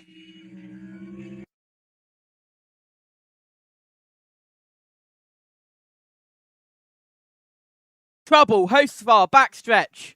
Into the wall is slowing. In towards turn 3. Carson Hostvar still slow, still green for now. And caution is out here at Richmond. Carson Hostvar comes to a stop. The yellow is way from the flag stand here on lap 284 of 400. We were in the middle of green flag pit stops. You know who this is good for? Shane Van Gisbergen. Yeah, it's P13 at the moment, and he is just inside of the drivers inside the laps. This will work perfectly. Let's have a look. Oh, that died on him. I don't think that's a failure. That died coming down on the That sounded start like a straight. misshift. Yeah, and I reckon he's blown through the gearbox. I honestly think he's blown a cylinder through that. He's just push. He's gone down a gear he's gone down a gear too many, and it's just cooked the gearbox, and it's thrown a spark dead. He's killed the car effectively.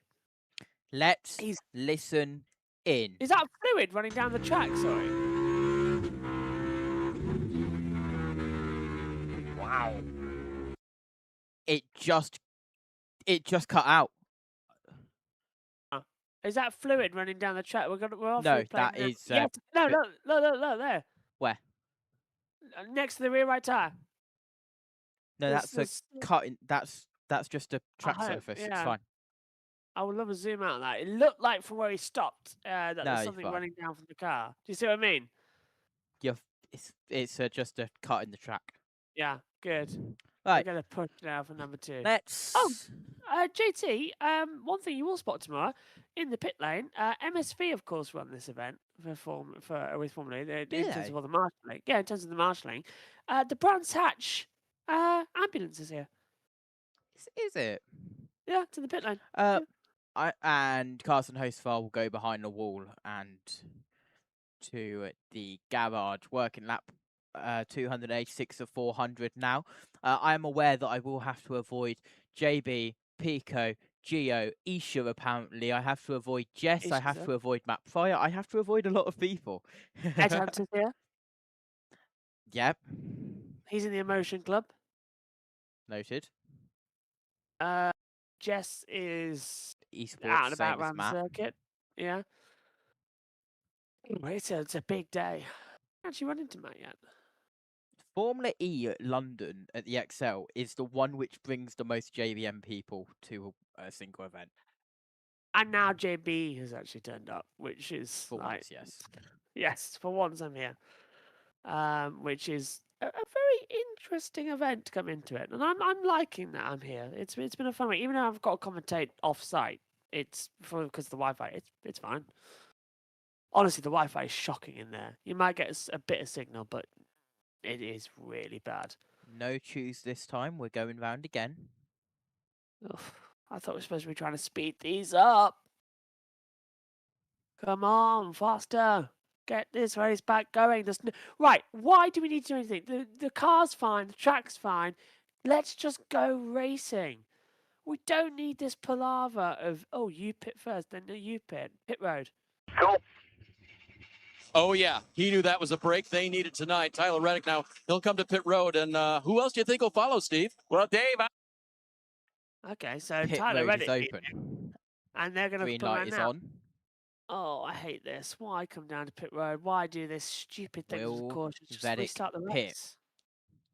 Will anyone else follow him? Reddick comes in. Denny Hamlin comes in. Ryan Blaney comes in. Very late call from Ryan Blaney. Very late call from Christopher Bell. They might have made contact. Who else? William Byron comes in. Shane Van Gisbergen comes in as well.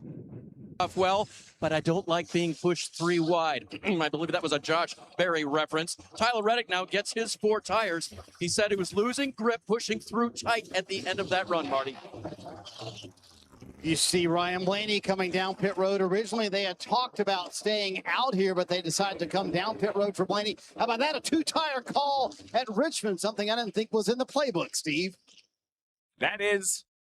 My name is now Steve. 2-tire pit stop for Ryan Blaney. You don't see that often, but it has happened here. Pit stops complete here at Richmond, working lap 289 of 400. And the driver track is frozen. That's great, isn't it? I know. There we go. Look at that. Yeah, it's working. Yeah, there we go. It just takes a while. How long we got left? We have 111 to go. How long is that? I'm not one to do the maths at 2:30 in the morning. 24. Yeah, I'm just getting a little concerned. I might have to disappear because it's getting quite silent up here. So I reckon people are Here now comes trying Larson to sleep. in. Very that's diagonal to weird. his box. What the hell's up with Larson there? John Hunter Nemechek comes in as well. Austin Hill, Bubba Wallace, Ricky Stenhouse Jr., Cody Ware, Josh Malicki, Carson Hostfire is, of course, behind the wall as all of the lapped cars now complete their pit stops down pit road. On board with Denny Hamlin, who just gets ahead of the 34 of Gilliland, I do believe. Someone's being sent to the rear. That was, I believe, I want to say that was the 38. And no choose. We're going round again. Oh, come on. I thought we were trying to speed these up. Hostfire went from 5th in points before Iowa to 10th at the fall of that caution. That does not help Carson Hostfire in the chase at all. Mr. Ken said he went from 5th to 3rd. So just cooked it completely. Yeah, 5th to 3rd gear. Yes, yeah. That's all. 5th to 10th in points, yes. Yes. This is absolutely nuts now coming into this. As I'm just having a look outside because of the timing of that caution, Kyle Larson was the free pass there. So that helps Larson get back after a bad day. He led a lap in that green flag pit stop run. He becomes the 20th driver to lead 11,000 plus laps in their NASCAR Cup Series career.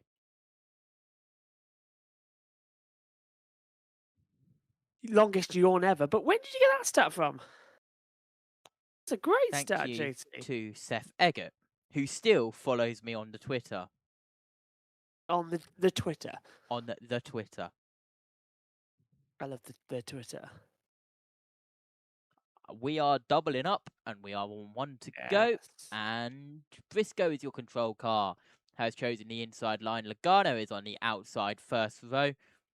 Inside Cindric, outside Berry for row 2. I see that our viewers have spiked, so I would like to say welcome in to everyone who has joined us for the final 108 laps when we get back going here at Richmond for the Cookout 400 as we head down the back straight in towards 3. Is this going to be the last restart? Come on, let's go. Let's go. Pace cars in. Watch out. It's Briscoe and Logano. That battle resume. Briscoe down low. Logano up high. Behind Cindric and Berry. The green flag falls. We're racing again here at Richmond.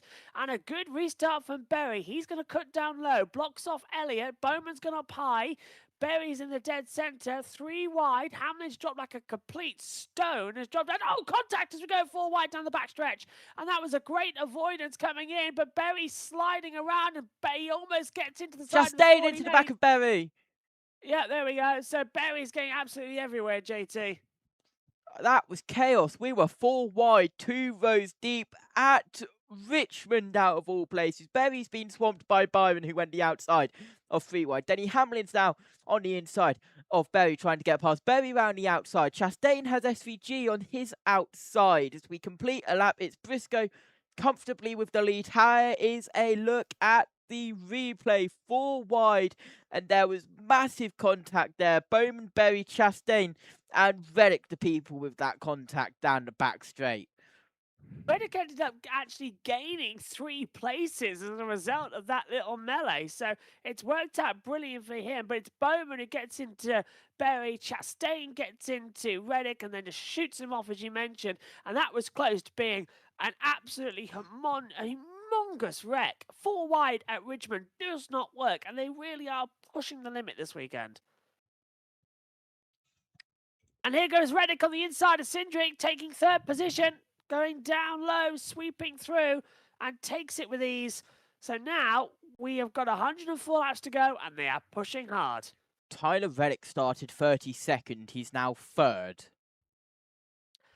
That is nuts. Tyler Reddick, who, as I said, hasn't finished a race in 6 And he's been in the wars today. He has. He's bumped, he's drafted, he's scraped, but he hasn't finished a race in 6 races inside 7 weeks, which is a nice little joke there in itself. But this is fantastic that he's running so high up. But Here Briscoe, comes Cindric up the inside of Bell now to try and take 4th away. That's another little drama battle, isn't it? as we now cut back to Reddick, who was spinning in practice and qualifying, of course.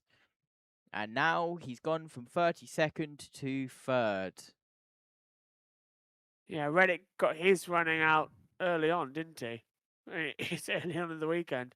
Didn't want to mess up that Yes, again. wasn't the best start to the weekend, was it, for Tyler Reddick? Top 5, Briscoe, Logano, Reddick, Bell, Cindric, Elliott, Blaney, Bowman, Hamlin. Your top 10 as we continue through. Correction, Hamlin gets past Bowman that last time by. Hamlin up to 9th. Bowman is down to 10th as we focus on your leader with 100 laps to go here at Richmond, now to Bell in 4th. 100 laps to go. We managed 70 in 30 minutes. Go around about 40 to It's go. fine. USA are talking about what if there's another yellow, so there's going to be another yellow because they're talking about it. On board with Reddick into 3 and 4 on the gas across the restart zone, across the line in 3rd place, and he is closing in on Joey Logano to try and take 2nd place away. Remember, we just mentioned it, Reddick started 32nd tonight. He is a man on a mission. Man on a mission and absolutely Let's charging go. forward. Sound up for Reddick for a lap.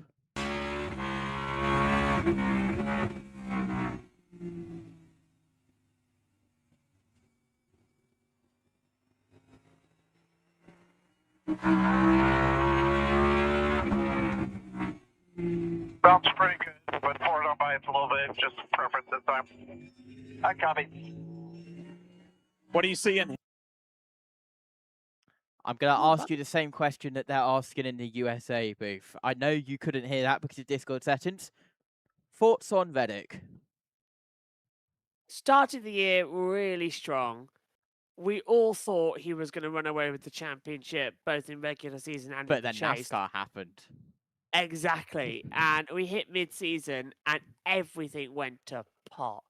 And he has had... Nice choice of words. Yeah, if he didn't have bad luck, he wouldn't have had any luck at all. It has been a shocker. We're 3 wide. And that's Larson, who's just ahead. SVG, Bubba, and Daniel Suarez. That's getting close. Look out. SVG's gone ahead. Bubba Wallace now down the inside of SVG. There are points in this broadcast, that was one of them, where I may slip into producer mode a little bit, because that is what I do every single week. Anyway, here is Larson, who is down the back straight now in towards turn 3. Inside 100 to go, 94 coming to 93 laps to go this time. Larson out of 4 is clear of the mess that he had behind him. Yeah, JT would usually be in the production role, but because we've I moved him shouldn't... to right. Well, the 512 people currently watching should not be able to hear my voice right now if it was normal. Yes. Here's a replay. Ty Gibbs and Brad Keselowski have been at it. Oh, not again. Priest on the low line. On board with Keselowski, and Ty Gibbs was on the outside and contact was made. Here is a look at it from Bubba Wallace. And Gibbs got into Keselowski. Keselowski got sideways there. Here's another look at it on board with Gibbs, JB. Yeah, just completely whacked it, didn't he? Gibbs looking to hit that wall completely into it. 3 wide. Ryan Priest was on the low side, so a little check-up from Keselowski, not realising, I think, that he had Ty Gibbs on his outside. Keselowski round the outside of the 51. This is not for position. Lapped car in effect, but still trying to go around the outside. Here is Josh Berry, who we are looking at. For some reason, he's currently running in the 11th place. Has no one around him. So just thinking about all this mess as well, to go back on Tyler Reddick as well, I think Reddick is not going to be the champion this year after such a strong start. The momentum has swung into Denny Hamlin and, all the battles, even Ty Gibbs last few weeks. The chase is going to be absolutely fantastic this year. I'm so glad it's back, and it's going to give such a momentum to the end of the season. Let's Look have at a this, look at the Chastain, dropping 7. back since the restart. Chastain and Berry have dropped 7. Keselowski has dropped 5. Bowman has dropped 4 places, and Austin Dillon has dropped 3 places since our last restart. Here, side by side, for third place, Bell's trying to get back at Reddick round the outside. Bell will take it, and he will clear him across the line. Bell to third.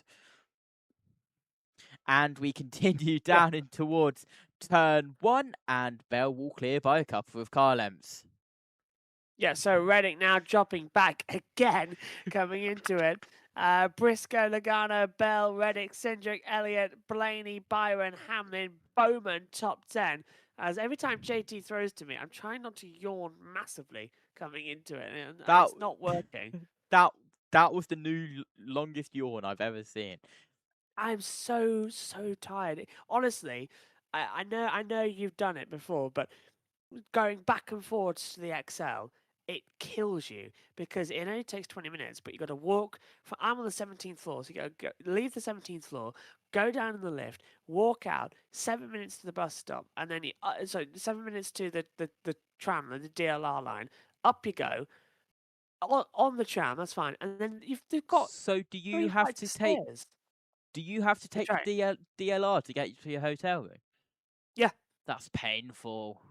Yeah, I thought you were closer than that. No, it's 6 minutes on the DLR.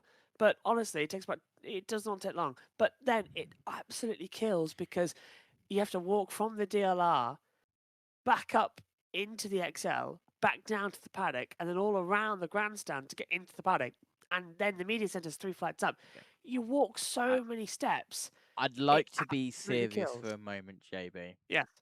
You need to stop yawning. You're making our viewers tired. Am I really? Sincerely, Wesley and Mr. Ken. Oh, Wednesday says that. 1.5 second lead at the front. Briscoe leads Logano. Just as I say that, Lee Diffie says Logano behind Briscoe by 1.5 seconds. Can you guys actually hear me yawning? I apologise if that is the case. It is so tiring. I don't think they can, but because I mention it, they know that you're doing it. Yeah. Sorry. I'm not yawning at the race. I'm yawning at my own fatigue. Well, you've only got 84 coming to 83 laps to go here. Yeah, not bad. Let's go planning to have a sleep. And give you a break because we are having ones to watch.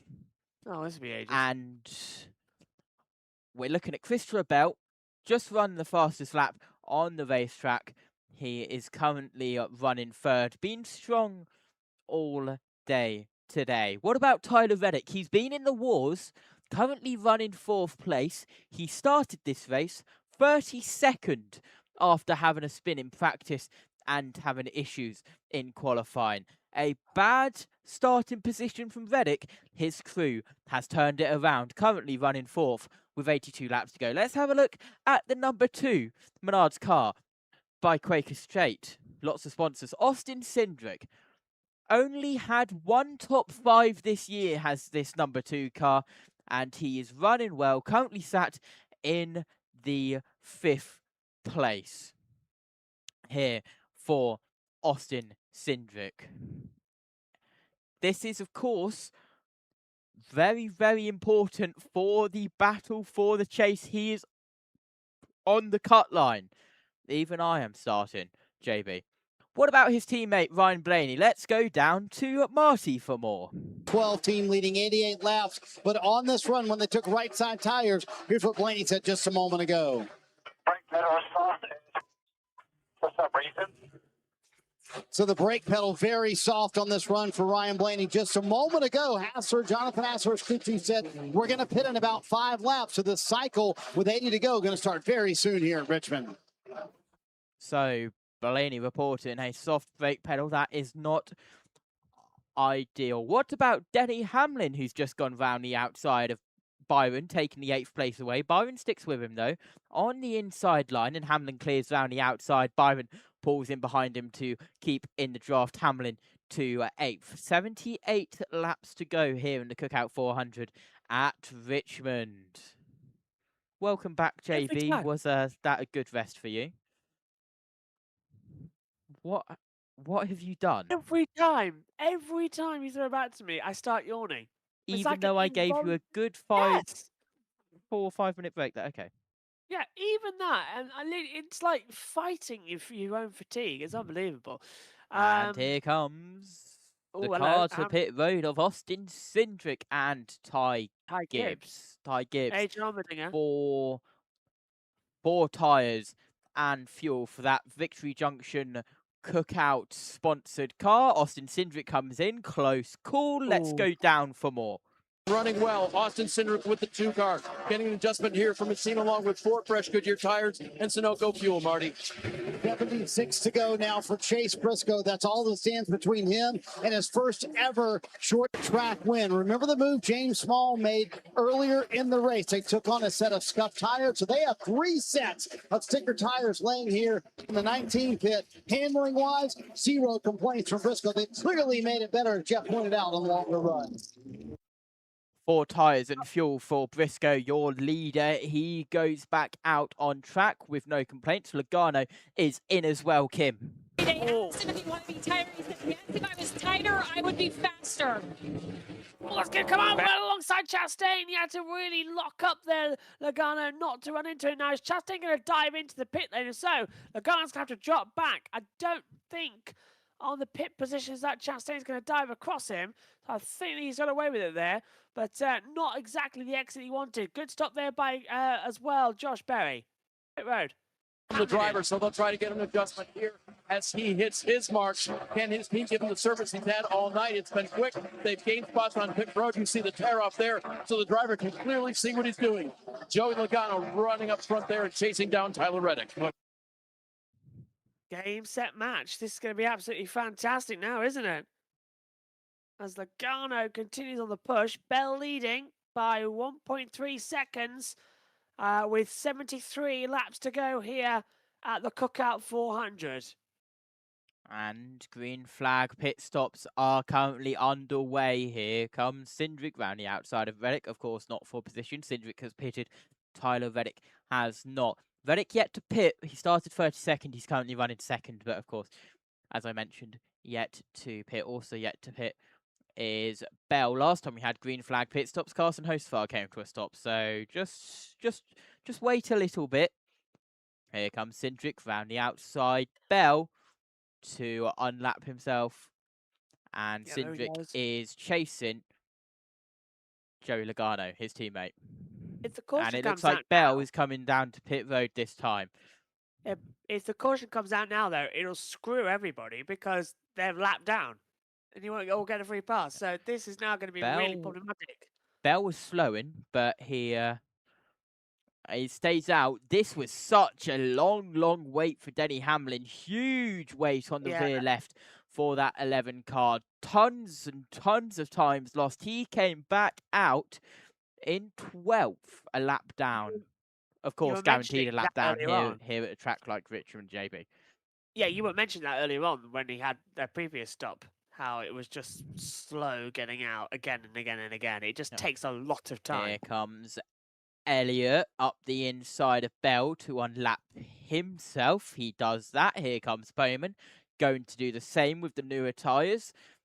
That's put Elliott and Bowman on the lead lap. Here comes Larson down into pit road. The right-hand side tyres are done for. Tyres and fuel. Kim has more. Center loosen and off as they go. You saw that chassis adjustment in addition to 4 fresh Goodyear tires and Sunoco fuel. Wait for Bell, Reddick. Okay, good stop there for Kyle Larson. Let's see how he progresses as the race goes on. 68 laps to go. Not a lot of time left to prove your point. We're running at 25 seconds per lap, so you're running 2 laps per minute. There goes 32 minutes. Bell stays out once again. Yeah, and he's still going. He's lapping at a 2:25.1. Reddick running 2:25.0. Fastest on the track right now, as you see that with Chase Briscoe, 23.5s, 23.4s for Logano, Cindric 23.5. So the Christopher Bell's losing. You see it on your screen now? Yep. There you go. So there's the lap times being run. So Bell running the 25.1s, Reddick the 25.2s, Blaney 25.4. So it's all closing up massively. Further down, 24, 25, so Jonathan Nemechek. But yeah, Bell's losing a lot of time per lap, and there's a lot of traffic here as Briscoe trying to navigate his way through, and he's going left, right, and centre. Briscoe's going all over the place, and Bell now being passed by Austin Dillon in the 3. So that came out of nowhere as they come through. So that's Austin Dillon battling with, again, Christopher Bell. As they fly again. As we continue on. 10-4. As we now get around the outside, that's Bell losing place to Chastain. So Bell unlapping. Bell, no, it's Chastain lapping Bell coming through. What a run, JT, this is turning out to be. This is a great, great race. And there's Briscoe. Absolutely. Chase Briscoe, last lap was 23.894 seconds. Leader's lap was 25.417. Nearly 2 seconds faster than the leaders. That is how much fresh rubber means. 63 laps to go. In the middle of green flag pit stops, it's Bell, Reddick, Briscoe, Blaney, Logano, your top 5, Cindric, Elliott, Bowman, Berry, Hamlin. Rounds out your top 10 as USA go to ad break once again. We are on board with Denny Hamlin, who's going up the inside of Josh Berry. This is the position 9th and 10th. And he yawns again. Down the back stretch we go. I think I should just keep talking. Maybe that won't work. But it's getting a bit colder in here, actually, as well. You do have your AC at 18 degrees. I know. I might go change that in a minute, actually. But I like it cool. As Nina will attest, I like the room cool in order to actually sleep. I concur. Yes, it has to be cold, doesn't it? It has to be. Because otherwise you sleep and it gets hotter. Because you're under the duvet. So your body temperature's warm underneath in the duvet, but you're facing that lot. You can breathe cool air. It balances you out nicely enough. Here's Suarez, Allmendinger and Bell getting a little bit close on track. We cut to Gibbs, Austin Dillon, Bubba Wallace and Carl Larson, who are in a train of 4. Bubba Wallace will go round the outside of Austin Dillon. We will return you to the main tracker screen so you can see the cars a little bit clearer out there as we continue round. Cody Ware is your car on pit road that you see currently starting to move down pit road. We are 3 wide out on track. Bubba Wallace outside, Ty Gibbs middle, Larson inside. Wallace clears. Wallace is on an absolute charge. Larson gets blocked by a slow car of Priest. Wallace goes right round the outside, takes them all. That was incredible. Daylight robbery just at night. Would like that taking be? candy from a baby. At night. Tyler Reddick comes in to pit road. We are on board with him now. He pits from 3rd place. He will drop down the order. We have been asking the question, when will Tyler Reddick pit? The time is now. Dave Burns has more. Wheel on one pit stop. They had to pit again. They were the beneficiaries. The cars host of our caution. What a break for them. 4 tires here. Get the car a little bit freer in the center, Kim.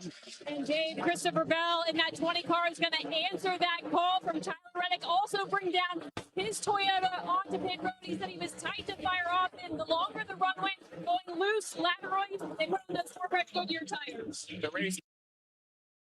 So, out of interest, as they come out of it, this should be the last pit stops. That is exactly what USA literally just said. Yes, that should be the last pit stops.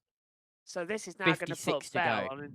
Yeah, for your windows easily done now within 60. So, interestingly, just going to point this out. John Hunter Nemechek comes down now. I can't remember. Is New Hampshire at this time? New Hampshire's next week. Yeah, is it a Sunday or Saturday night race? I think it's Sunday afternoon race, which would be Sunday evening for us. Okay, that makes sense. And then, of course, Daytona's a Saturday night race. Yeah, because that's actually it's a week later than I thought it was for Daytona. Yes. Which gives me a Sunday, so I'll take it. Reddick looking good, though, here so far. And also, Samfort's want on to as well. say, Samfort's on next week though, and then and Donny. and Donington. So it is and IndyCar. Yeah. Yep. At Washington, that's a biggie. Yeah. I think It's going to go I'll so well, but I will stop myself and go at no further comment. I Briscoe think I'll cycles back to the lead here at Richmond. JB. I think I'll prioritize IndyCar. I really want to do Washington. Wow. Really. Okay. Come on, it's Washington. You want to do Washington. Blaney comes down to pit road. I The know. pole Matthew position gives a man. bit of- Yeah. I don't think Matthew gives a monkey, so he'd want to do Cup at New Hampshire. Matthew So does not care about Washington. Let's go to Marty. Ryan Blaney. yeah. In 3 and 4 as he was coming to pit road, and this is an example how quickly the strategy can change here at Richmond. They initially thought about pitting early in this cycle, but they decided to go very long, a little bit long there on the right side, trying to get the jack underneath the car for Ryan Blaney. As you mentioned, Lee, had fallen back to 9th. Now going to be 4 tires for Blaney with 52 to go. Top of the screen, the 20th. This is really good stuff. Oh, that's a very late call back onto the circuit, isn't it, as well? You forget how on the apron you can be. As we gonna go 3 wide? Yes, we are. That's gonna be close through turn 3. Christopher Bell, Fred Sanudio at the inside, takes both the 19 and the 41. Of course, not for position, but a very close moment on the track. You were reacting to the close call on circuit. I thought you were reacting how fast I went from this side to hit the button. Okay, noted. That was quite good. I must admit that. Yeah. Briscoe leads by 1.7 seconds. We are inside 50 laps to go, 49 to go here at Richmond. Yay. The time You sound is thrilled, right. and I cannot wait for a triple, not going to say the word, but you know what I mean, finish.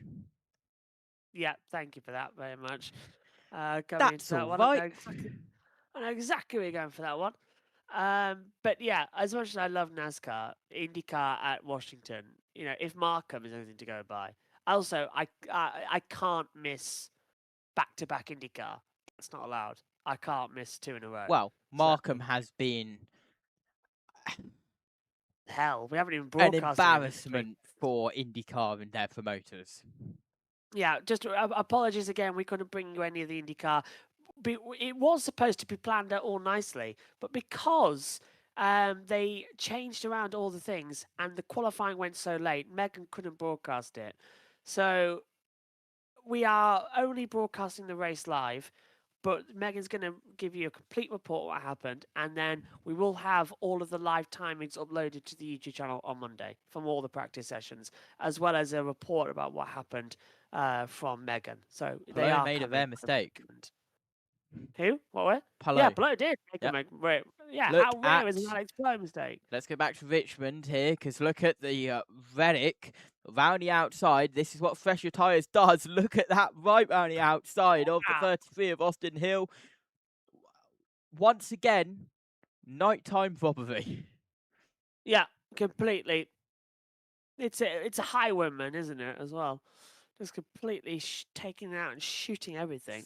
Like, Austin Hill's 10 car lengths, 15 car lengths, maybe even 8.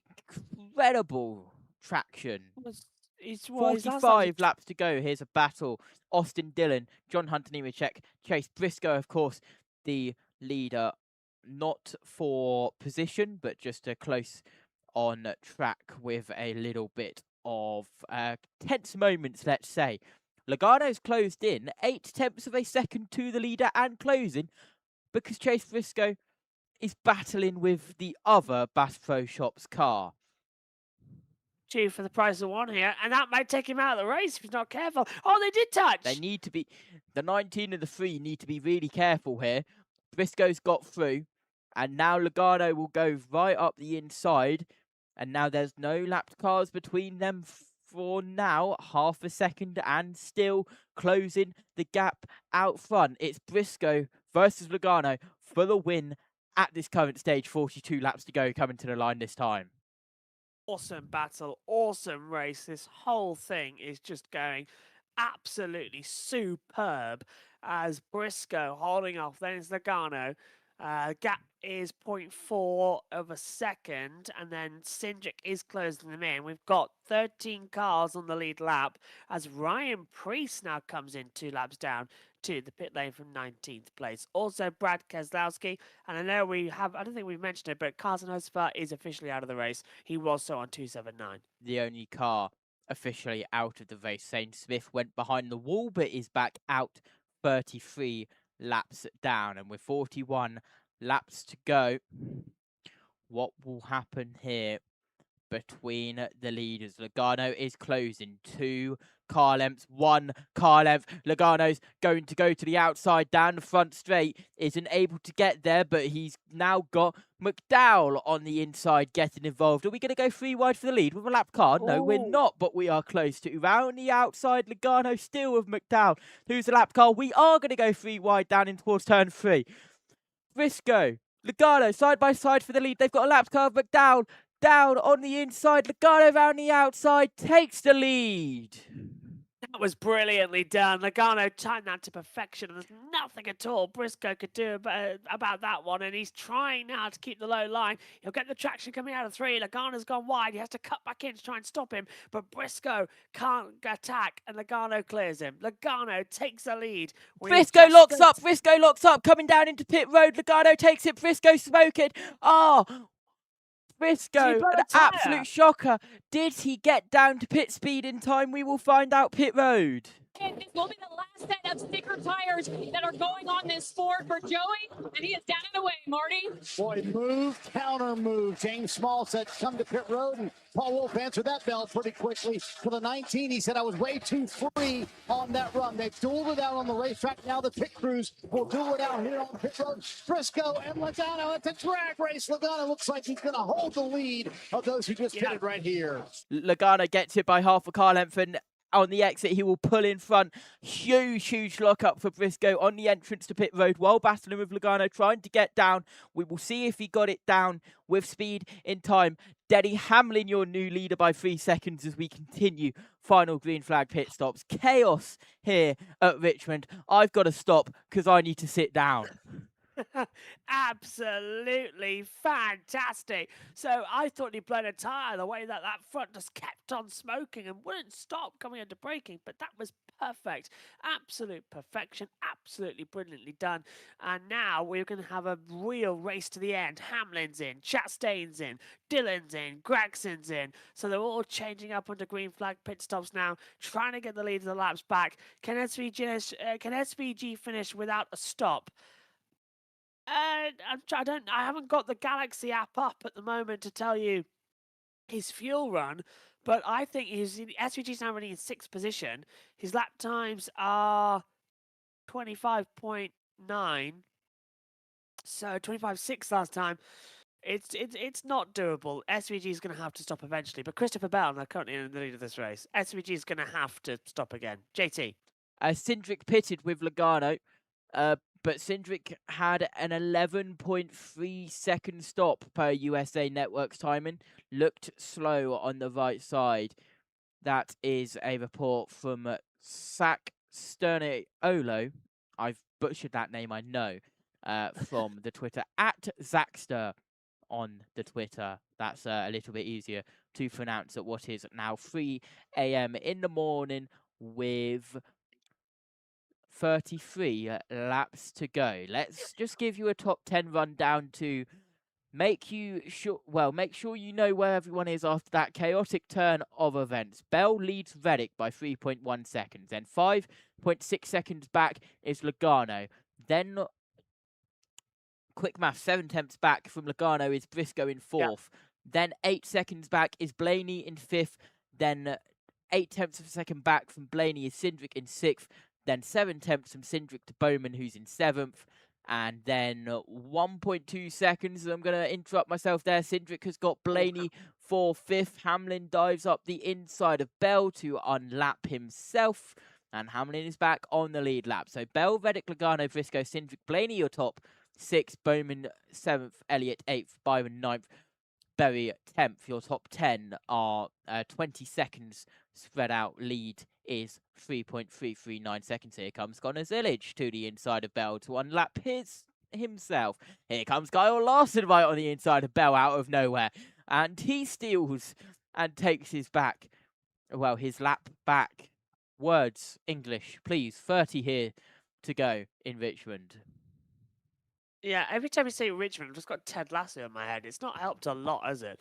As we now see the 38 going by and lapping the 20 to get a one back on as well coming into it. Everything's failing now at the end of this race, isn't it? Here But comes come on, Gibbs up the inside of Bell to unlap himself.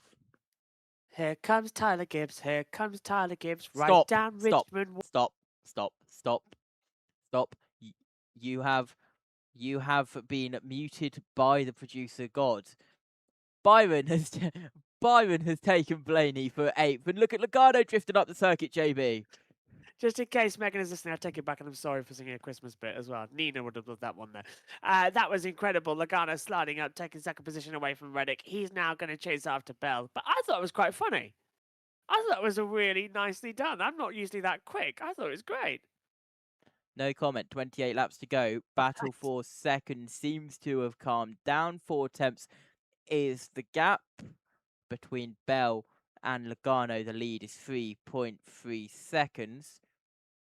And it's still going. Logano now up into second, of course, around Briscoe and Reddick. As we continue down the back straight, Elliott gets Bowman for 6th. This race is going to continue brewing up still. 26 coming up to go, and it's going to be a flowy finish. Surely Logano can't snatch his free spot. Is this going to be Logano's The lead's now 1.2 seconds. It has been cut with a knife. Logano is flying. For his second win of the season, if I'm not mistaken. And Logano needs race wins because he is just on the bubble of the playoff. There you go. He's just on the cut-off for the chase at the 16. So he needs as many 3 points tenths round the outside. Logano for the lead down the back straight. Off of 2. Logano sails past the 20 of Christopher Bell. That DeWalt Power Tools car needs some new batteries. He's running 1.1 seconds a lap faster, JT, as well. Logano was a 24.048. Bell 25.115 last time by. So that's absolutely flying. Bell radio. Missed it as we head down the back straight. And as we come through, Briscoe has already passed Bell. So reset here. Logano, your lead. Briscoe second, Bell down to 3rd, 7 tenths the gap at the front from Logano to Briscoe. Then it is a second from Briscoe to Bell. Crazy scenes here at Richmond. And if Joe Logano does win this race, it will be his second win of the season. He won the Window World 450 at North Wilkes for 3rd places in Daytona, Martinsville, and Indianapolis. Of course, Martinsville was also the Cookout 400. Are you on driver's averages there? I'll give you 3 guesses on who the Grand Marshal was for the Cookout 400 at Martinsville. I can't remember. Oh, was I in the race? Who was it? Rue Reeves. The legend himself that is Rue Reeves. He's done a lot. He started today, didn't he? This is JB's brain not really working because it's 3 a.m. Here is the chase bubble. Cindric in 15th plus 55.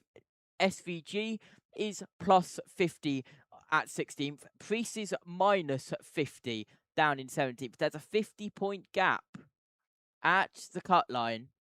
And with 19 laps to go here, Logano at the moment is sailing to his second win of the season. But Chase Briscoe has still got him in his sights. Chase Briscoe is closing the gap. This is going to heat up massively. What an awesome event. Cindric round the outside for Reddick, 4th place, taken. Got him. Got him. With these, Reddick's dropping back now.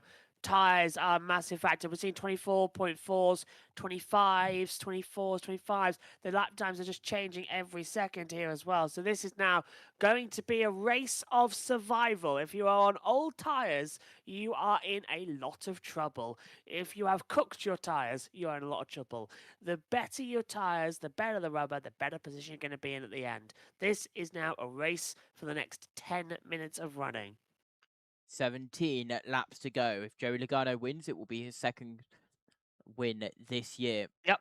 If Chase Briscoe wins, it'll be his 2nd win of the year. He won at Chicagoland in the Aero 400. 3 wide in front of the leaders with Ryan Blaney getting involved there. And that is with Austin Hill and the 66 of Josh Valicki. Absolutely hate traffic getting involved in this. It always makes me a bit nervous. As here comes Briscoe. I'm just sort of sat on the edge of my is seat up here. catching. Blaney now in between 1st and 2nd as a lapped car. Austin Hill is ahead of the leader. Here comes Briscoe down to the inside of Blaney at 1 to get him past him. Blaney cuts down. Loose. Blaney door bangs. Briscoe. And this, of course, is Blaney and Logano. They are teammates. Blaney's trying to help the 22 out here, and Briscoe gets through into 3. Yeah, Blaney's loose. Look at him. He's getting completely loose. He was into 1 and 2. The car was understeering like crazy. Into 3 and 4, the car's oversteering. He's got massive problems with that car. He can't get it to feel one set up way or the other. So Blaney's, it has to be the tyres and in how you're attacking the corners. Austin Hill just ahead now. But Elliott's got ahead of Reddick now, so he's moved up a few places. Yep. But Joey Logano looks like he's going to win this one. Reddick's dropped down again. His tyres are falling off like a sitting duck for many. Of course, started 32nd, so still a good result for him. Look at this mess in the mid-pack, half a straight away behind or in front of the leaders. Somewhere near the leaders. Awesome strategy, awesome battling. We are closing in on the end of this race. And it is 12 to go. And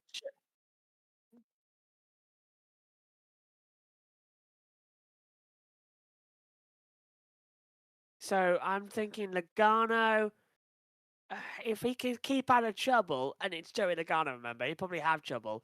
He can win this, but look at Briscoe. He is hammering the gap 0.665. Traffic ahead. Briscoe's not going to let this one go. It might be quite a close final as they come into it. 11 to go, and there's Cindric battling with Bell for 3rd. Battle for 3rd here through turn 1 and turn 2. We are back to the battle for the lead with 10 laps to go here at Richmond. It's 0.5 of a second between Logano and Briscoe. Briscoe is not letting Logano get away. It is Ford versus Toyota, Penske versus JGR. This is, just bring it on. This is what NASCAR's all about. It's Sunday, it's 3 a.m. We're in the middle of London for me, and JT is going to be up to get to London. It's the Formula E season finale, and yet everybody comes together to watch the NASCAR Cup race because we're petrol heads. It's in our veins. 0.4 of a second, the gap it's closing. He's going to have him. He's going to have him. Briscoe's going to have him. Logano's tyres are cooked. Briscoe's got it much more better. He's going to sling around the outside. Logano can't get through and can't go defensive. He can't attack. They've got the lap traffic just ahead of them. This is Briscoe's now to go on the attack. 8 to go. We're running out of time. The blue dot on your screen, on the big tracker screen, the blue dot is your leader. The blue dot heading across the line now is Joey Logano. The dot right behind him is Briscoe. 3/10. And we are coming to 7 to go. Here comes Briscoe. 1 car length, 7 to go. He's on him. He's on him. Absolutely. As they come over, Logano might just get traffic. Who's ahead on the traffic? That's going to be the question. It's Hurst and Hill. 2/10 the gap. Oh, my God. Look at this. Logano to the inside of Hurst. Now, is Herb's going to block Chase coming into it? No, he gets out of it. But look at that. It's taking it now down to a 10th. 6 to go here at Richmond. Briscoe is through. They've now got Austin Hill in front of them. Hurst is clear. 0.3 of a second the gap. We are here for a showdown finish here at Richmond. Briscoe goes a little bit high, looks to make a move, doesn't get the drive off the corner. He will slot back behind Logano. 5 laps to go here in the Cookout 400. Oh, Briscoe was very wide coming out of 4. He's got up to the high line as Logano attacks the centre and cuts down low. Briscoe's now going to try and run the outside to think he can lap and get ahead of Logano and then get ahead of the lap traffic as well. It helped. The gap now 0.3 of a second exactly as they come out into turn 3 and 4. But he's running out of time. He's got to do something. He's coming Briscoe's loose. Briscoe's loose out of 4, JB. He just got loose, didn't he? He was on the exit. He got on that dirt that was held out there, and he's dropped now. He has actually not dropped enough, JT. He's still at 0.3 of a second. So even though he got loose, he hasn't lost time to Logano because he was on the outside line. Lapped traffic is ahead. There's 3 cars, but they're still clear for now. Coming to 3 to go this time by as we head across the line. 3 laps to go. The gap 0.4 of a second. Logano in front. There's JGR watching on, thinking what can be. Is the Bass Pro Shops number 19 going to get a victory? Or is Logano getting his second race victory? This is all to play for right now. As they come in, the lap traffic is right there, just ahead of them. It's the 33 of Austin Dillon's going to get 2 to go. up high. This is it, 2 in to go, and Briscoe's going to use some momentum. Logano gets ahead of the 43, and now Briscoe's been blocked out massively. They both get out of the way still, gap 0.2. Fellow Toyota driver has moved out the way of Briscoe. It is just Logano and Briscoe on track. No lapped cars. Lapped cars are half a corner ahead.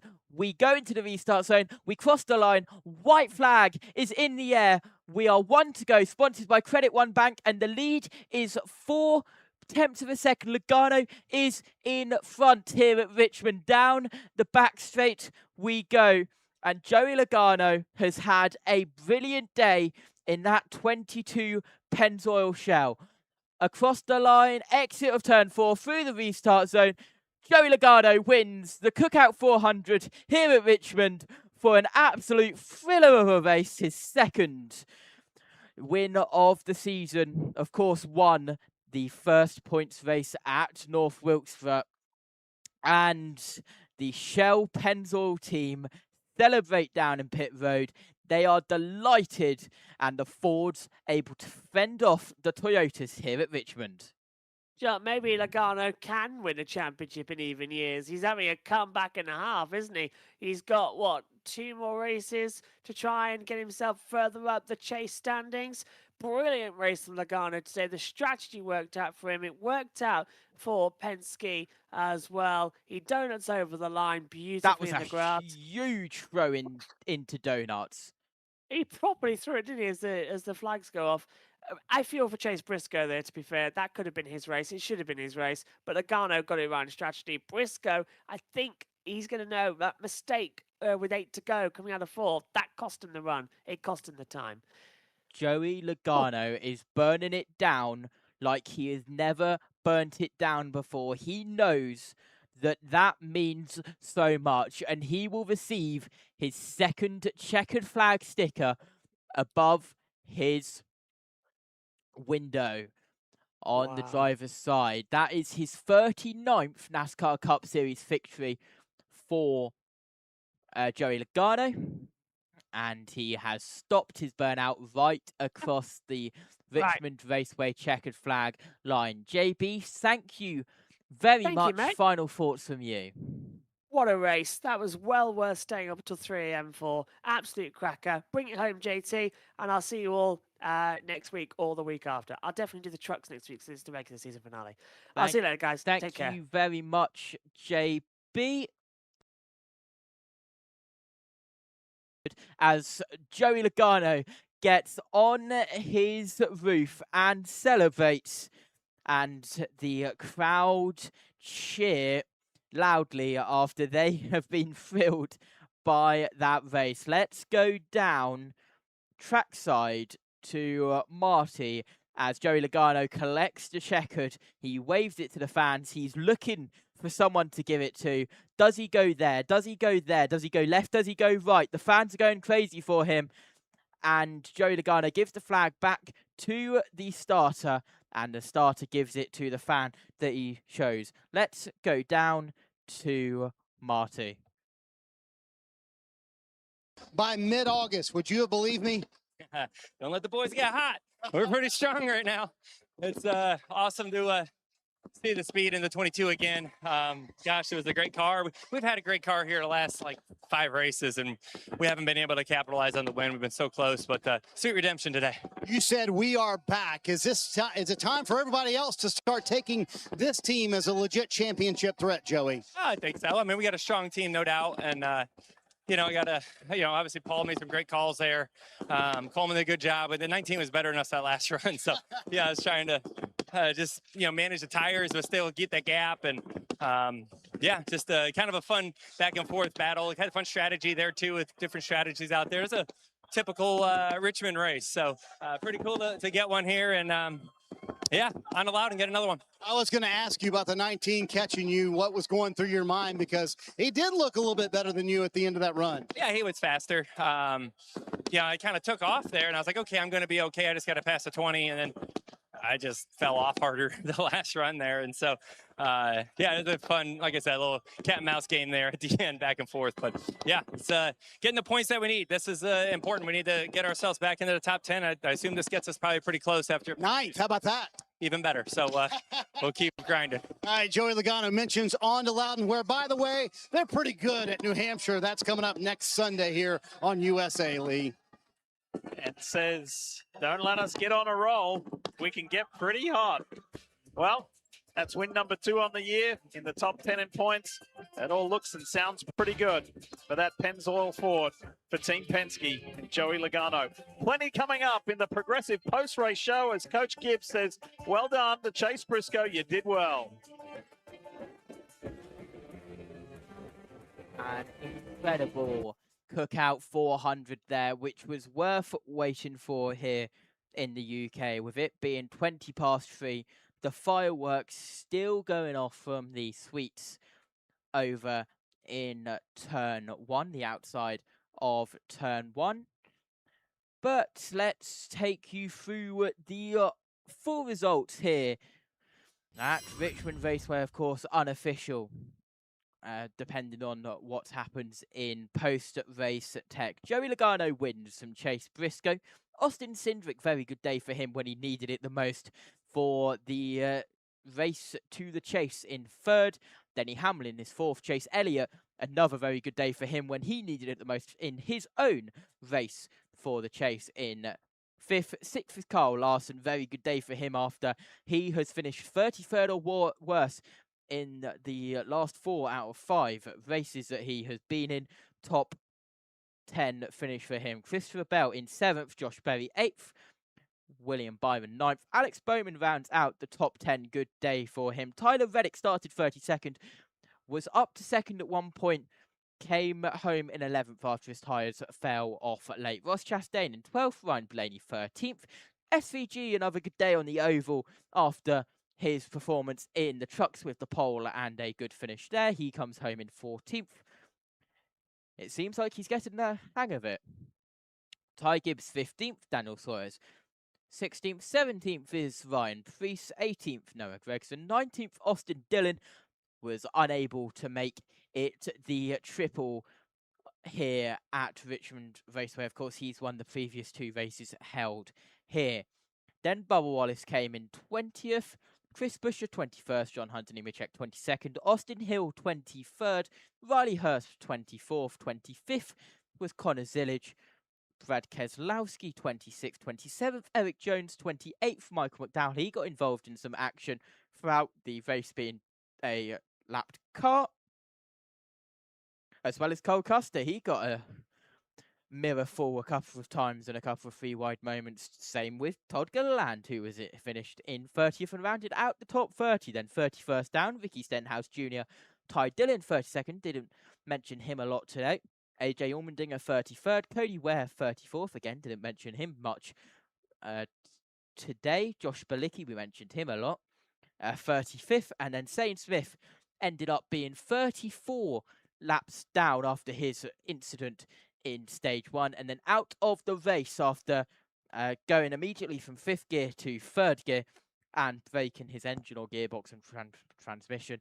Carson Hocevar, the only car officially out of this race. Now, give me a couple of moments and I will get you the chase standings on your screen.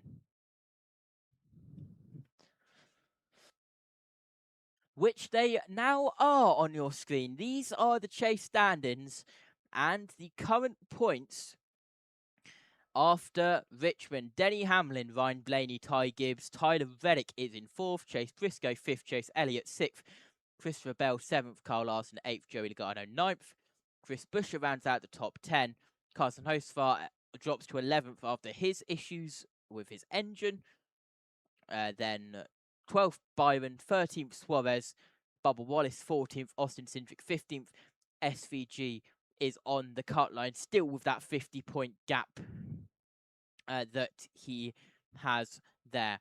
It's a new track record for most lead changes in a cup race at Richmond, and I think we can owe that and say thank you to the green flag pit stops. Logano also crosses 10,000 career laps led, becoming the 3rd active full-time driver to do so, behind Hamlin, 17,199, and Larson with 11,001 laps led. Of course, Larson getting his 11,000th laps led in this race here today. Or should I say, tonight.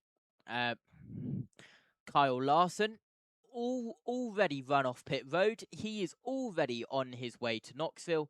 He will try and get to the Knoxville Nationals in time and will try and complete the NASCAR Richmond Knoxville Nationals double as he heads to sprint car land. Well, I think that has wrapped it up as much as we can, as we leave Richmond, and next week we head to New Hampshire Motor Speedway, where we will have the Truck Series regular season final. That is Saturday, next Saturday at 1:30 p.m. Eastern Time, and then Sunday at 3 p.m. Eastern Time. That is the penultimate race for the NASCAR Cup Series in their race to the chase. So, thank you to everyone who has watched and participated in this broadcast. We will see you next week in NASCAR land, but make sure you join us for Formula E, the last ever race of the Gen 3 car, the last ever race in the London XL, Docklands Stadium racetrack, whatever you want to call it, as the current chapter of Formula E will come to an end. We also have IndyCar from Markham as well, if you're interested in that. I've been JT. Massive thanks to JB. Honourable mention to his constant yawning and commentary of what is happening outside of his hotel room. I've been JT, and we will see you next time. Goodbye.